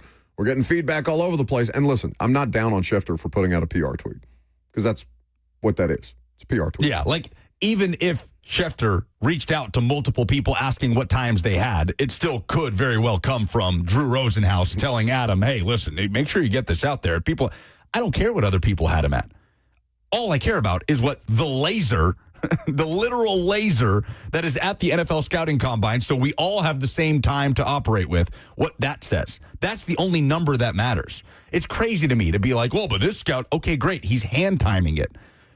I don't know how many tenths of a second he's losing or gaining by when he hits the button compared to an actual laser that times these. That's right. For the reason of having the same time for every player. To me, the whole thing is ridiculous. To even put out there, well, he got a 4.52, but my scout had him at a 4. I don't care. I just care what the laser says. To even put out there, you mean Schefter putting out the tweet with the range of times? Yeah, like okay. I don't care what ex-scout hand timed him at. It means nothing. But if you are a Cowboys fan and Adam Schefter breaks the news of Dak Prescott, Drew Rosenhaus's biggest client, or Joe Burrow, or Jared Goff, or Jordan Love, or Patrick Mahomes, if Schefter breaks the contract news on any one of those top Rosenhaus clients because he did a couple of PR tweets for Drew Rosenhaus, you care about that. That's how the sausage is made for the people who you give a little to get a lot in that particular situation. The insider game is information exchange. There is an exchange that goes on between you and the people that represent these people or coaches or players or teams, because teams do this with Schefter and Rapp too. And I'm not like mad about it. I just know what it is. You have to know what it is before you can get upset about it. And if that's the way that Schefter does his job, Schefter is very, very good at it. It's why he's paid. When Schefter makes like $9 million a year right now, it's like more than like half the league's tight ends or something like that. Schefter's doing what Schefter does because that's what they've done the entire time. It's just now, are you more woke to it, to use a buzzword, because you're sitting there looking at combine times and being like, why the hell does Adam Schefter think that we care about a bunch of non-official times from teams who are hand timing them from a suite? Timing them from a suite. They're not down on the field. However many feet up in the air. Get out of here. Get out of here with that. It just could not matter less what these scouts are technically hand timing it at. Like, the entire point of the combine is to have one time for everybody that is official and is not an eyeball based on when a person with a timer in their hand looked down to hit the button to stop the time. So it really becomes a question of, do you care how you get your information? Like, it's not even a journalism thing, all right? Not to be the media guy that bangs on the drum of journalism is important, blah, blah, blah. No, I mean, at every turn, you guys tell us that you don't really care about that stuff, and that's fine, like, whatever. But do you care how Adam Schefter gets you your information on your NFL Sundays when you get inactives or guys, injuries or breaking news as far as contracts for players or coaches? Do you care how that stuff, what the long game is for the insiders? Or do you just want the tweet? Just give me the tweet that I care about, and I don't care about the rest of it. That's the only reason that somebody might get upset about this, is if you don't actually understand the way that those jobs are done. I just see something that is floating out there in the NFL space that people are reacting to, that people are talking about. And when I see these type of things, I like to look at them and point at them and say, this is a thing that does not matter. It's a weird thing for Schefter to get butthurt about. Like, just ignore. Like, why do you need to pay any attention to Mike Florio? You know what I'm saying? It's like, go on with your day and break the next news. Somebody in the chat says, every time Lucas says laser, I hear Dr. Evil on Austin Powers. A freaking laser. Been too long. I haven't watched Austin Powers in any of them in a long time. 615-737-1045 is the number if you would like to participate. You are welcome to do so. Billy is in Kentucky. Fade him up, Zach. Okay, go ahead, Billy. Can you hear me? I sure can. Maybe. I don't know. Your phone line sounds kind of crappy. This turned out to be a bad decision. It was a great decision. Mitch Barnhart from UK, he finally retired. Well, he's the one that gave John Calipari the lifetime contract, Mark Stoops a crazy contract. Well, he hired Mark Pope. I love Mark Pope as a person. He wasn't the coach we needed. But now, since he's retired, UK has hired him as the president's assistant. In my eyes, I believe the monkey without the mom would be a better choice. I don't know what you guys think. Billy, I am curious for you as a Kentucky fan. Mitch Barnhart, his 24 years as the AD at Kentucky, a successful tenure, yes or no? I'm going to say no, and I'm just comparing basketball and football. I know he's had other championships in other sports, which is great. But for Kentucky, football and basketball, in my eyes, no, he wasn't a good fit. Dang. No, but you know what? That's the standard. Thank you for the call, Billy. Your phone line is terrible. Get a better one. That's the standard for Kentucky, because if it's about football, if it's really about football, that's the most successful Kentucky football has ever been in my life. Ever, just generally. Yeah. Okay, so it's not really about football then, right? Like Billy is projecting the fact that they only won one title. Yeah. In basketball, which is all that state cares about. Relatable. It's the only thing that I really want from Indiana is win a title in basketball in my lifetime. The last one's 1987.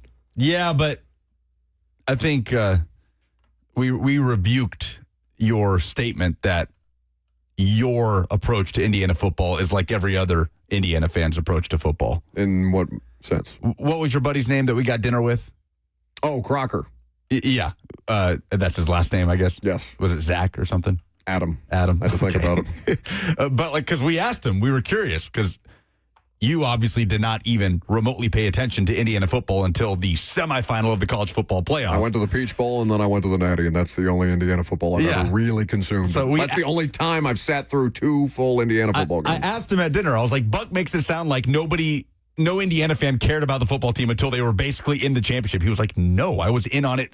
The second you realized they'd be good under Cignetti, I was in and watching every game. His initial response was, yes, we did not care about the football program at any point. Yeah, no, which I absolutely believe. He did what you did with Tennessee baseball, which is once they're good and like national championship this is a thing that's happening. Oh, he said I think he said after the Nebraska game, which was around the midway point of Kurt Cignetti's year one. Titans played at the Bills that weekend. I remember watching that in a sad Buffalo hotel room. Was when he was like, okay, I'm in, right? Because they didn't just beat Nebraska. No, that was a close game. Illinois they beat the snot out of this year. Yeah. Illinois at home. See, I watched. That did make me think, okay, all right. Yeah, that is what the real Indiana fans, like, I believe that during the majority of Indiana's existence as a football program, like, why would you just continue to get up for that year over year over year? There was one game in Urban Meyer's first year at Ohio State that they played them within 3 points. It was a very high-scoring game. Ohio State couldn't make the BCS or anything like that. I think they were still working out from Jim Tressel's suspension-related stuff. But all the real Indiana fans out there jumped on the train. The minute they realized this could be something.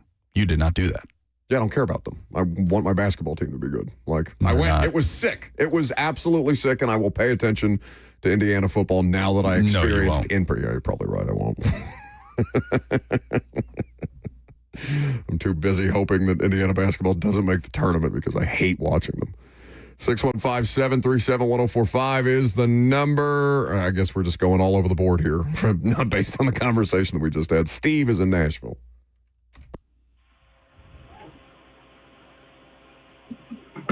Hey, Steve. No, I'm not doing that. Joe is in Bowling Green. Hey, guys. Indiana football. How about that? Anyway, I don't care, honestly. I'm going to start, it's not a rumor, but I'm going to start something. Last Friday, the Arizona Cardinals interviewed Ty Simpson. Yesterday, they released Kyler Murray. They're the number 3 draft choice. Is this going to be the surprise of the first round? If you ask Lucas, he thinks it's going to happen.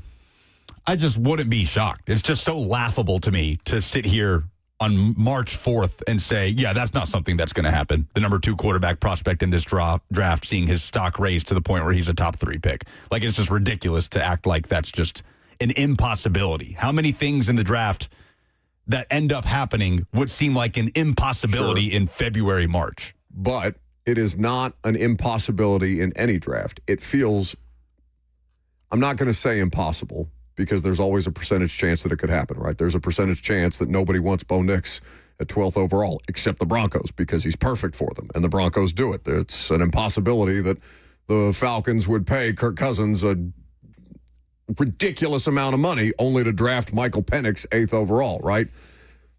I'm saying it's closer to one of those situations in this specific draft where the number 1 overall draft pick, I don't know, is he the 5th best player in the draft this year?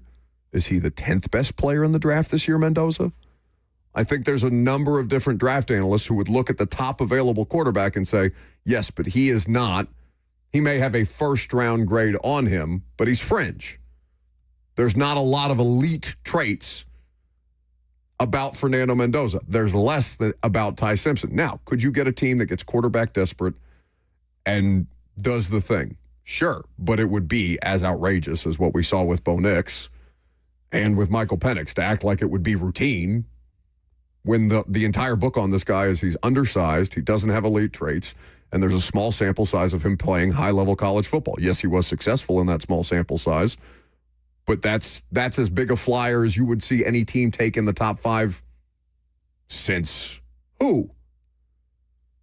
Oh, I mean, I don't know, man. I watched teams talk themselves into Zach Wilson being the second best quarterback prospect in a draft. Like, I feel like what you just said just strengthens the argument. Like, Fernando Mendoza, not the traitiest, not the best quarterback prospect, the bona fide number 1 overall prospect. So, yeah, Ty Simpson, who also doesn't have as many high-end traits, certainly is not a top 5 prospect, quote-unquote. Yeah, but by that logic, the Jets should just take him at 2. Could you not see that happening? That could absolutely happen. No, I would see. What's their second pick? When the Jets? They have a second. They have a second another first-round pick from that Cleveland trade. I think like 20 in the late 20s. Yeah, so if they took him if they took him at, I don't know what it is, but let's just say 20, early to mid-20s. Yeah, that makes a hell of a lot more sense if Jeremiah Love, Arvell Reese, Sonny Styles, all these actually great football players who project to be great NFL players are there instead of Ty Simpson. If they, you and Robert and me were having this conversation before the show started about Daniel Jones. Was Daniel Jones, the 6th overall pick in the 2019 draft, overdrafted? I would argue no, and Robert argued no, because he was the best player at the most important position that they needed, and then they were able later to add Dexter Lawrence, who went a pick before or a pick after, Jeff? I want to say it was a pick before. Yeah, to say, that would be your argument is Daniel Jones. Ty Simpson in the top 5 would be the biggest flyer since who? Since Anthony Richardson, since Zach Wilson. Like, it happens all the time. Quarterbacks getting overdrafted because the QB draft is totally different from the NFL draft. But what you're saying, I don't think is completely accurate. What your part of that statement is correct. What were the other names? Richardson, who else? Zach Wilson. All of those players had the thing that NFL coaches and general managers talk themselves into all the time, which is that guy has elite traits. He's my Josh Allen. I can make him into something. That is not the case with Ty Simpson. There is no conversation around Ty Simpson to that effect. There's not the arm strength conversation about Richardson. There's not, or Zach Wilson. Zach Wilson made some throws that people like Dan Orlovsky would compare to Aaron Rodgers. Yeah, like that was the thing with Zach Wilson. What other elite traits did Zach Wilson have other than him throwing it 70 yards at his pro day? Like, I wouldn't say there are different reasons. There's the one. He's got the one. There are different things that NFL teams can fall in love with. With Ty Simpson, you can fall in love with the person, the coach's son who waited his turn at Alabama and took it and ran with it and doesn't turn the ball over. 2. Oh, please. To act like NFL teams have fallen in love with less for hire. It is more likely that they would fall in love with the player that has the potential as opposed to the thing that's the Honda Civic. When he goes in the top 3. Don't come in here acting like you predicted it, is all I'm saying. I sure as hell won't. I'll be as mad as you were that day that Michael Penix got drafted. All right. Free agents that the Titans are considering or that they should be considering. We'll talk about them next.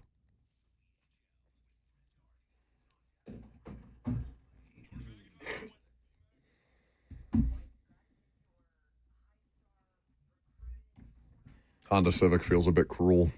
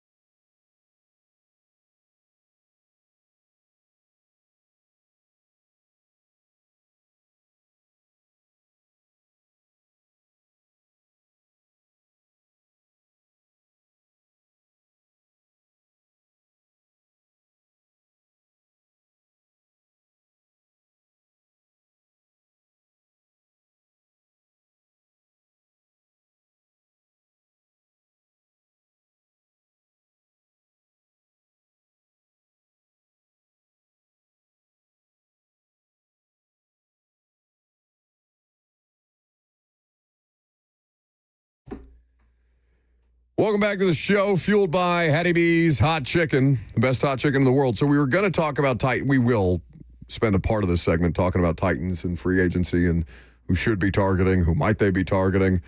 But there's a big piece in The Athletic that just came out earlier today. Max Crosby is ready to leave Las Vegas. The sooner the Raiders accept that, the better. So it's Mike Silver, who does great investigative journalism. And he goes on to describe how bad things in Las Vegas still are, despite Pete Carroll, them moving on, Chip Kelly getting fired, all these different things that are going on. But the thing that is supposed to help elevate them as an organization, Tom Brady, maybe in some parts, but apparently it's also causing problems. Do you remember, you would, because I just told Lucas that we were going to talk about this. Yes. Alex Guerrero. If the audience does not remember the name Alex Guerrero, he is Tom Brady's doctor who's not really a doctor.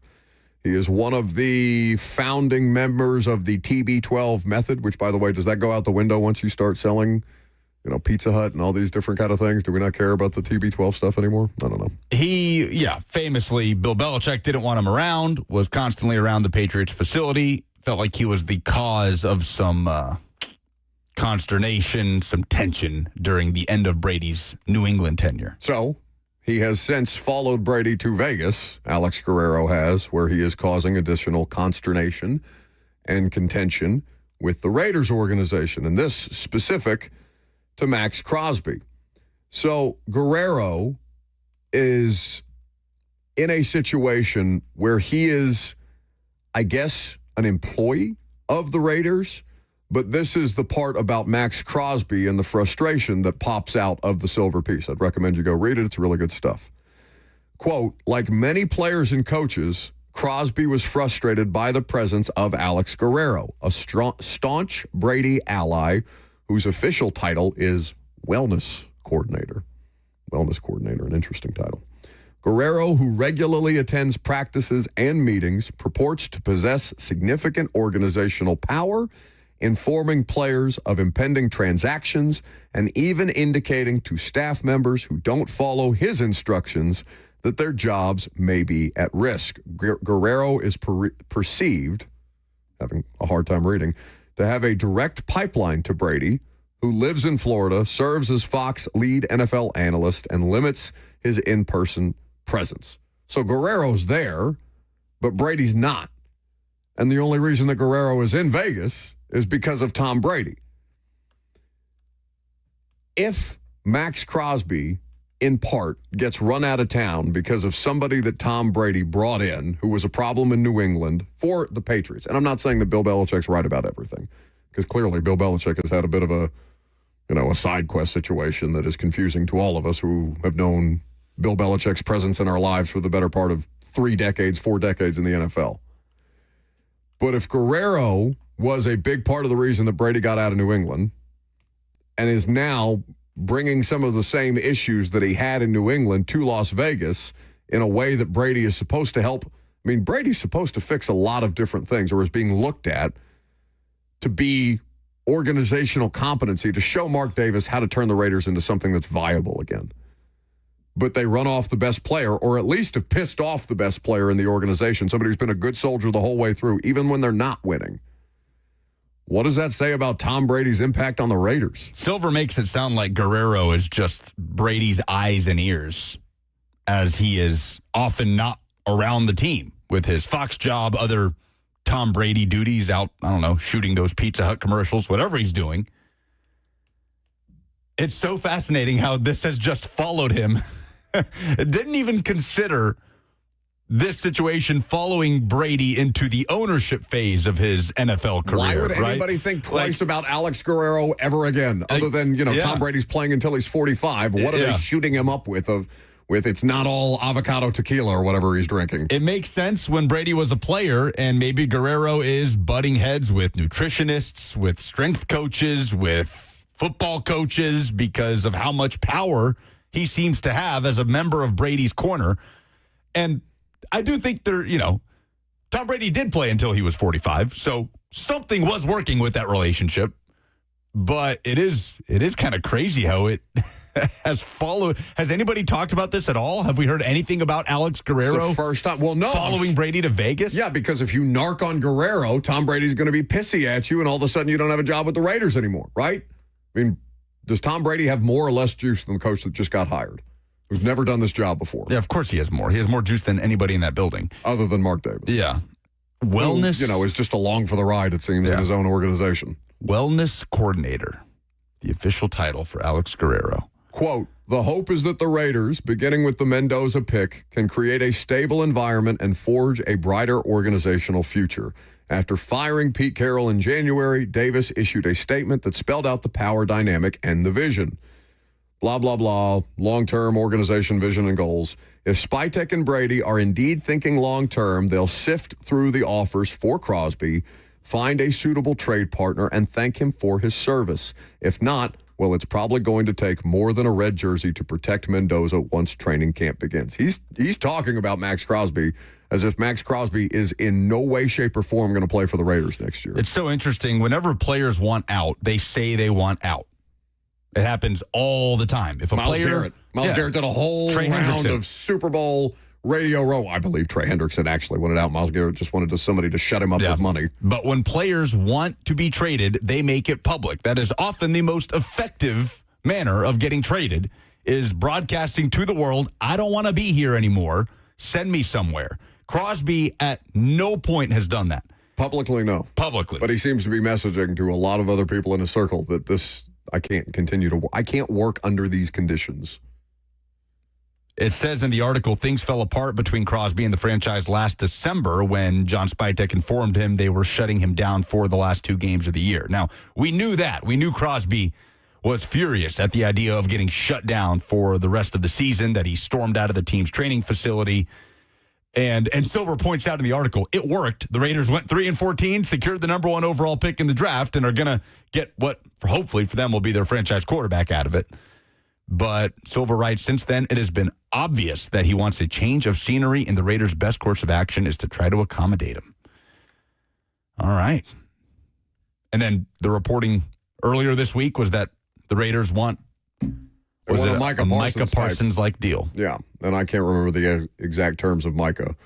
And Micah's a little younger than Max Crosby. Was 2 firsts and Kenny Clark. That was it. That was the 2 deal. 2 firsts and a player who's really good. Kenny Clark has been good for a long time. And then Green Bay gave Parsons the extension, too. Like, that was kind of part of the deal. Dallas didn't have to pay him. What are Cowboys fans going to do when Jerry trades for Max Crosby after giving away Micah Parsons? Because they need a pass rusher. I mean, Parsons was 26 at the time of the trade. Crosby is currently 28. He'll be 29 at the start of the season. Which is not, he's not.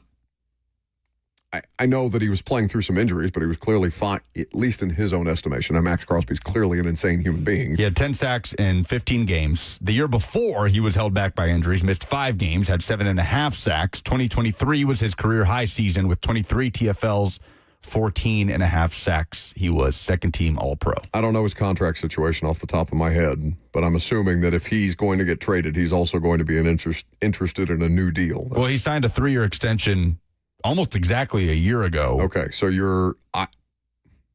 was a $106.5 million extension, $91.5 million guaranteed. How much of that guaranteed money has been paid out? Yeah, at the time, he was the highest paid non-QB in the league. Because if you're assuming that contract with guaranteed money still on it, that's obviously the first question: is how much more guaranteed money am I gonna have to shovel in Max Crosby's direction because he doesn't want to play for you anymore? But this is the contract that this is the contract that we're acquiring. Could you restructure a deal in that situation? Probably. And if the player is so unwilling to pay for the Raiders, you would probably have a little more negotiating juice on your side if you were the organization. Be like, hey, Max, we're going to trade for you, but you got to work with us on the money thing. I don't know. It depends just how badly he doesn't want to be there anymore. Do you want the Titans you, Titans fan, do you want the Titans to trade for Max Crosby? It's just too much. It's too much capital. It's too much that goes against the way the Titans are trying to build this thing out. He's a really, really good player. and you're not the Rams, right? You don't have a system you don't have the roster that the Rams do. You can't afford to bleep them picks. Yeah, no, your currency are these picks. Your future of the organization are picks. Like, I understand the argument of, is Max Crosby probably at the age of 29 better than any edge rusher you could draft with the first round pick? Probably. Like, it is unlikely, not impossible, but unlikely that any of the edge rushers in this draft, as deep as it is, are going to be as good as Max Crosby, right? It could happen, but it's not likely. He is one of the best edge rushers in football. But then if we're starting to talk about multiple firsts, then you get into he's worth a it to different somebody, but I don't think you can justify it here. You just I hate the idea of you can keep those first round picks and maybe you'll even get a Max Crosby because that's a thing, right? But that was the whole logic in trading Jeff. Like, if you trade Jeff Simmons, you're going to have to replace Jeff Simmons, and maybe the player that you had in the first round will be half as good as Jeff Simmons, even close to. Anyway, last call for phone calls. If you got them, 615-737-1045 is the number. If you jump in, I'm Buck Rising. It's 1045 The Zone.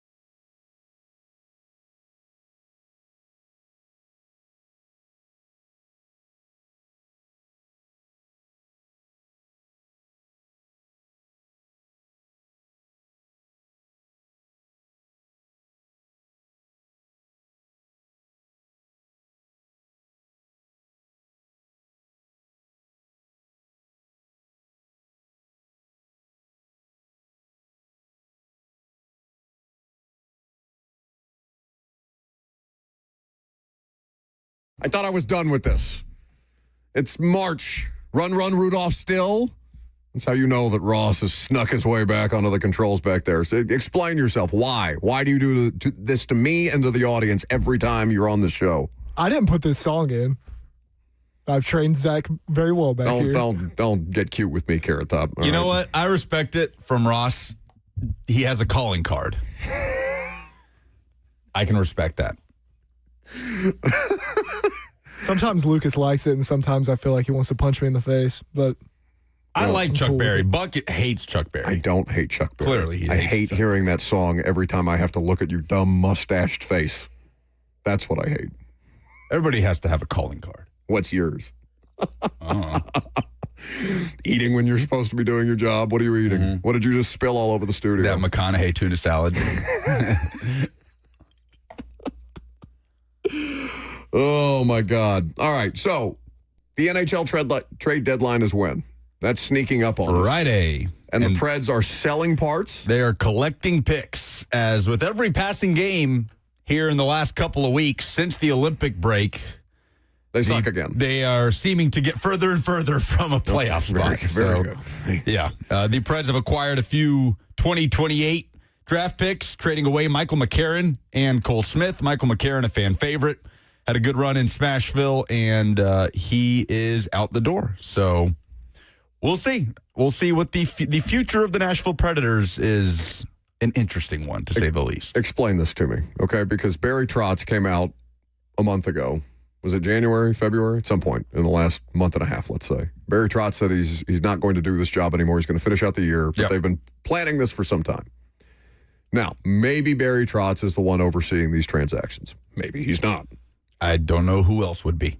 They didn't name an interim GM. Barry Trotz is the general manager of the Predators. Okay, so help me with this, because if I was a diehard Preds fan and I was in a situation where my franchise was starting to sell off picks after spending all the money and signing all the contracts with all the big name players that were available 2 years ago, only for it to to not do the things that it was supposed to do. They were supposed to be a Stanley Cup contender. Instead, last year, they were the worst team in hockey. This year, they've had fleeting moments of competency. They started off horrendously. And to Lucas's point, since the Olympic break, since they've returned from the Olympic break, they have receded yet again. Yeah, they came back with the win, and then since then they've struggled. Why should Barry Trotz be the one to get to make these decisions? Would anybody make these decisions? What do Preds fans want here? Because I would have some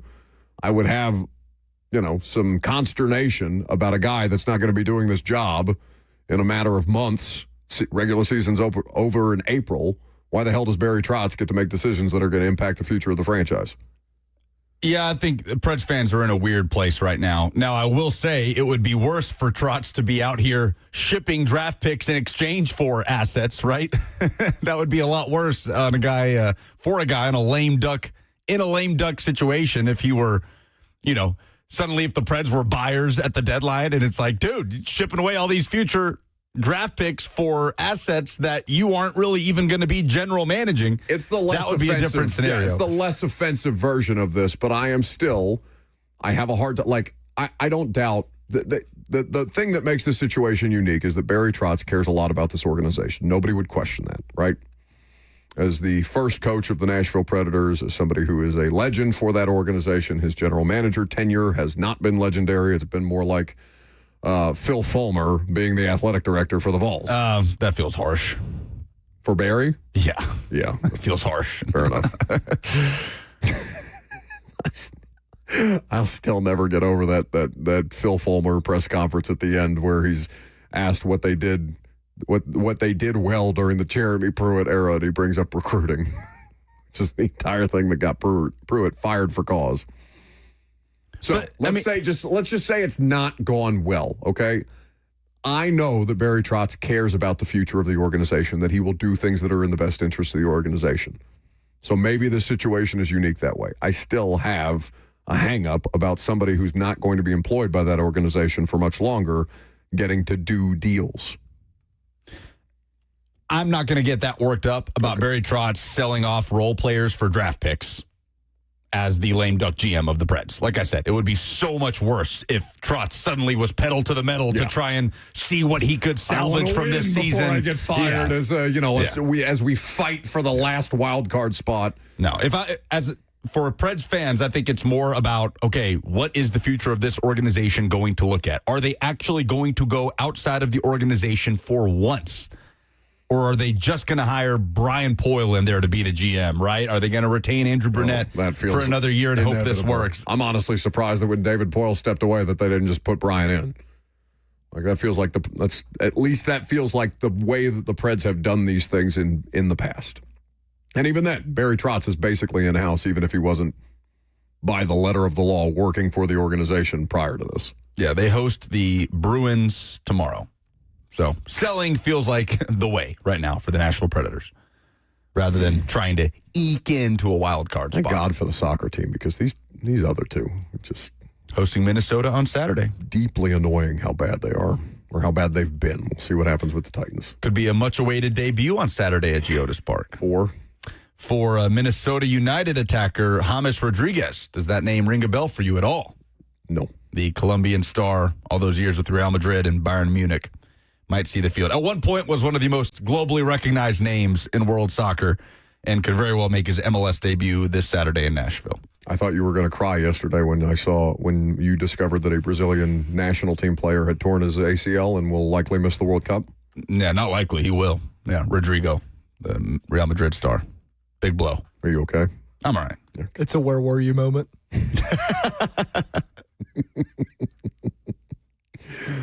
The rare good contribution from back there. You're damn right. Uh-huh. Buffalo is up next.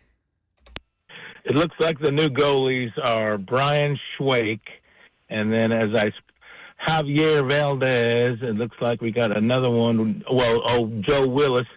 But my Panamanian guy at midfielder, he got replaced by Matthew Corrigan. That dude looks like Peter Brady. What is he, like 20 years old? So, thank you for the call, Buffalo. Always good to hear from you. Brian Schwake, Xavier Valdez, former Titans guard / center, and Brian Schwenke. Yeah, you're talking about Matthew Corcoran, the young midfielder who did not technically replace Anibal Godoy, the Panamanian you're talking about, because Godoy was offloaded after the 2024 season, but he is 20, and he is a very young, talented player that Nashville is very excited about and should be. All right, let's do some polls.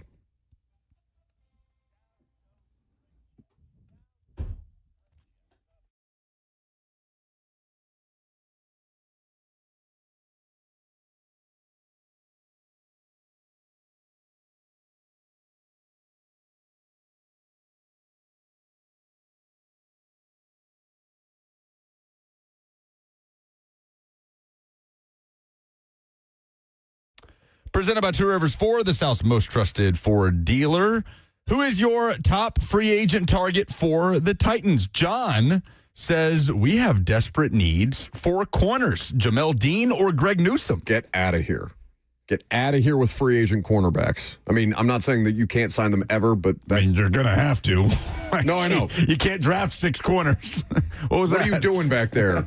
Sorry. I said one nice thing about you.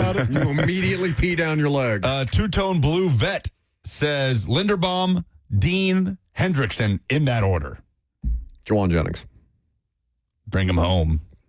10 Titan says Hendrickson paired with Jeff would be tough. Listen, depending on what the price point is, I'd rather have Hendrickson than trading for Max Crosby. What kind of deal is Trey Hendrickson looking for at the age of 31? A last gasp. DeAndre Hopkins, just give me the money. I don't want to go play for the Patriots. If I'm going to make less, I'll go make more money in Tennessee. Like a 3-year deal somewhere?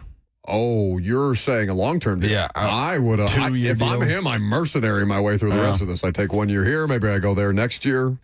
I think that makes way more sense for a player like him. Which team seems most doomed in 2026? Jets, Browns, Dolphins, or Colts? 30.6% say the Jets. The Browns narrowly come in second at 26.7%. I don't know. I look at Indianapolis and I think this is just such a lost season. I mean, I get that they have a better roster than the other two, but God, at least the Jets have draft picks. They have the Colts draft picks. Those are the polls. That's the show. We appreciate your participation. As always, Robert and I will be back on primetime tonight at 7 p.m. on the A to Z Sports streaming network. Enjoy Blaine and Zach next.